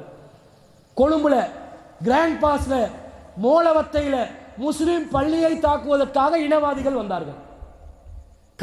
காவி ஆடைகளுடன், ஆயுதங்களுடன் 600-700 இனவாதிகள் களத்தில் வர்றாங்க. எஸ்டிஎஃபால போட்டு இருக்கிறான், போலீஸ் பாதுகாப்பு இருக்குது, போலீஸை முன்னுக்கு வச்சு கல்லடிக்கிறான், பள்ளிவாசலை உடைக்கிறான். எங்களுக்கு கேள்விப்படுது, ஒரு மீடியாக்காரன் ஃபோன் பண்ணி சொல்கிறான், பள்ளி தாக்கப்படுது. அப்படியா, இந்தா குதிக்கிறோம் களத்துலன்ட்டு போயாச்சு. போயிட்டு பார்த்தா நாங்கள் உடனே அவங்ககிட்ட, அது தப்லீக் பள்ளியா, தௌஹீத் பள்ளியா, ஜியாரம் பள்ளியா? இந்த பள்ளி ஜியாரத்தை வைக்கணுமா உடைக்கணுமான்னு நாங்கள் தீர்மானிச்சுக்கணும், நீ தீர்மானிக்க, நீ உடைக்கக்கூடாது. அது நாங்கள் எங்களோட பிரச்சனை, நாங்கள் பார்த்துக்கொள்வோம். நாங்கள் போகிறோம், உள்ளே அனுப்பினா உள்ளே போய் நம்ம சகோதரர்களை திட்டமிட்டு திரட்டி எடுத்தோம். எத்தனை பேர் திரண்டான் தெரியுமா? கொழும்புல மக்கள் 3000 பேர் திரண்டாங்க. கொழும்புல கிராண்ட் பாஸ்ல. இப்போ போலீஸை வச்சு மக்களை காட்டி பாரு, 600 பேர் இங்கே 3000 பேர், 3க்கு 1 தாக்கு பிடிப்பீங்களா? போ சொல்லு. இல்லை நீங்கள் போங்க, எங்கட பணம் தான் போகும், ஜனாசா தான் போகும், போக சொல்லு, திரும்ப சொல்லு, ஷூட் பண்ணு, மேலே வை, சுடு சொல்கிறோம். அப்போ அவன் போலீஸ்காரன் பயந்து, நீங்கள் போங்க, நாங்கள் போக மாட்டோம், அவன் அனுப்பு, தாக்குறவன் அவன், நாங்கள் நிராயுத பாணிகளாக வந்திருக்கிறோம். ஆனால் ஒரு மெசேஜை கொடுத்தா எல்லாம் வந்துடுவான், அனுப்பி. அந்த இனவாதிகளை அனுப்புகிறான், பயந்துட்டாங்க அவங்களுக்கு, அனுப்புகிறான். பிறகு பள்ளியை பாதுகாத்து தப்லீக் ஜமாத் நிர்வாக சபையோட கையில் கொடுத்து, பள்ளியை பாதுகாத்து தந்துட்டோம், பள்ளியை பறி கொடுத்துடக்கூடாது, நிர்வாகம் செய்ய முடியாவிட்டால் பயமாக இருந்தால் பள்ளியை தௌஹீத் ஜமாத்துக்கு எழுதி தந்துடு, நாங்கள் பார்க்குறோம். காலாகாலத்துக்கு இல்லை, தற்காலிகமாக தந்தா போதும், பிரச்சனையை முடிஞ்ச பிறகு கையில் தாரோம். அவங்க பயந்து நாங்கள் பள்ளியை கைப்பற்றுவோம் என்று பயந்து, சரி நாங்கள் கைப்பற்றுவோம் என்று பயந்து, நீங்கள் கிராண்ட் பாஸ் மர்கஸுக்கு கொடுக்க வேண்டியதானே பள்ளியை எழுதி கொடுத்துட்டா சிங்களவனுக்கு என்ன, இனிமேல் அந்த இடத்தில் பள்ளி நடக்காது. இரவோட இரவா பாடுபட்டோம், எல்லாம் தண்ணியில் போச்சு. நான் என்ன சொல்ல வந்தேன் தெரியுமா? பள்ளி தாக்கப்படும் என்றால் யாரிட எவன்ட்டு பார்க்கணும், முஸ்லீமாக போக வேண்டும். அதுக்காக கொள்கை அடகு வைக்க மாட்டோம், எங்களோட பிரச்சனையை நாங்கள் பேசுவோம். இந்த ஒரு கண்ணோட்டத்தில் தான் சமுதாய பணிகளை நாங்கள் செய்து வருகிறோம், உரிமை போராட்டங்களை செய்து வருகிறோம். முஸ்லிம் தனியார் சட்டத்தை பாதுகாப்பதற்காக குரல் கொடுத்தோம், முஸ்லிம்களுடைய ஆடை முறையை பாதுகாப்பதற்காக குரல் கொடுத்தோம். அல்லாஹ்வையும் ரசூலையும் திருக்குர்ஆனையும் இஸ்லாத்தையும் இழிவுபடுத்திய இனவாதிகளுக்கு எதிராக ஒன்று கொண்டு பதில் கொடுத்தோம். ஏன்? அரசியல் வரலாற்றிலே முஸ்லிம்கள் கோழைகள், பதிலில்லாதவர்கள், மௌனிகள் என்று பதிந்துவிடக் கூடாது. இந்த சமுதாயம் சார்பாக குரல் கொடுத்திருக்கிறோம். எங்களை பார்த்து தயவு செஞ்சு வைக்காதீங்க. அது நல்லதில்லை. அது நாளைக்கு உங்களுக்கு எதிரானதாக அமைந்துவிடும். எனவே சமுதாய பிரச்சனைகளில் இன்று உலமா சபை கூட களத்தில் இறங்கி பேசுறாங்கல்ல, அவங்க பேசினா ஒரு சில அரசியல்வாதிகள் கேட்பதற்கு தயாரா இருக்கிறாங்க. ஆனா அவங்க என்ன சொல்றாங்க, எம்பிமார்கள் எல்லாத்தையும் கூப்பிட்டு அல் ஃபாத்தியான்னு வாத்தியா ஓதுறாங்க. சரி, ஃபாத்தியா ஓதிட்டீங்க, அது பிதுஅத், அது தனி விஷயம். ஓதிட்டு என்ன சொல்லணும், ஏய் எங்களோட பிரதிநிதித்துவம் குறையுது, பிரச்சனை வருது, வடக்கு கிழக்கு இணைக்க விடாதே, அது நடக்குது, இது நடக்குது, இந்த பிரச்சனை நடக்குது சொல்லி வழிகாட்டி அனுப்பணும். இவங்க என்ன அறிக்கை ஒன்று வெளியிட்டாங்க, கிட்டத்தில் எம்பிமார்களை கூப்பிட்டு முஸ்லிம் எம்பி ஒருவர் இன்னொரு எம்பியை திட்டக்கூடாது. அவங்களோட உபதேசம், நீ அவனை திட்டாதே, அவன் உன்னை திட்டக்கூடாது. உங்களுக்குள்ளே நீங்கள் திட்டு தீர்க்காமல் விமர்சிக்காமல் ஒரு முடிவுக்கு வாருங்கள். வருவாங்களா? முடிவு என்னன்னு நீங்க சொல்லிக் கொடுங்க. அரசியல்வாதிகளுக்கு மார்க்கம் தெரியா, மார்க்கம் உள்ளவங்களுக்கு அரசியல் தெரியா? இதனால் இந்த சமுதாயம் ஆன்மீக தலைவர்களும் அரசியல் தலைவர்களும் இரண்டு கோணத்தில் செயல்பட்டுக் கொண்டிருக்கிறார்கள். இரண்டையும் ஒரு இடத்தில் இணைத்து அரசியல் வழிகாட்டலையும் இந்த சமுதாயத்துக்கு வழங்குவதற்கு தௌஹீத் ஜமாத் களத்தில் இறங்கி இருக்கிறோம். எனவே எங்களை நம்பி வந்தா நாங்கள் உங்களை ஏமாற்ற மாட்டோம்.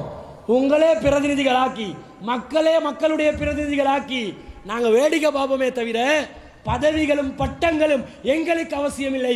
எங்களுக்கு ஒன்றுதான் தேவை, இந்த முஸ்லிம் சமுதாயம் தலை நிமிர்ந்தவர்களாக வாழ வேண்டும், அடிமைகளாக வாழக்கூடாது. உரிமைகளையும் சலுகைகளையும் வாழ்வுரிமையையும் பாதுகாக்கப்பட்ட ஒரு சமுதாயமாக இந்த சமுதாயம் இருக்க வேண்டும். அதற்காகத்தான் இன்ஷா அல்லாஹ் இந்த மாதம் 26ஆம் திகதி கொழும்பு நகரத்திலே மிக பிரம்மாண்டமான முஸ்லிம்களின் வாழ்வுரிமை போராட்டத்தை நாங்கள் ஏற்பாடு செய்திருக்கிறோம். இழந்த உரிமைகளை மீட்பதற்காகவும் இருக்கும் உரிமைகளை காப்பதற்காகவும் அனைத்து மக்களும் அணிதிரளுமாறு கூறிக்கொண்டு விடைபெறுகிறேன். வாஹிர் தவான் அல்ஹம்துலில்லாஹ்.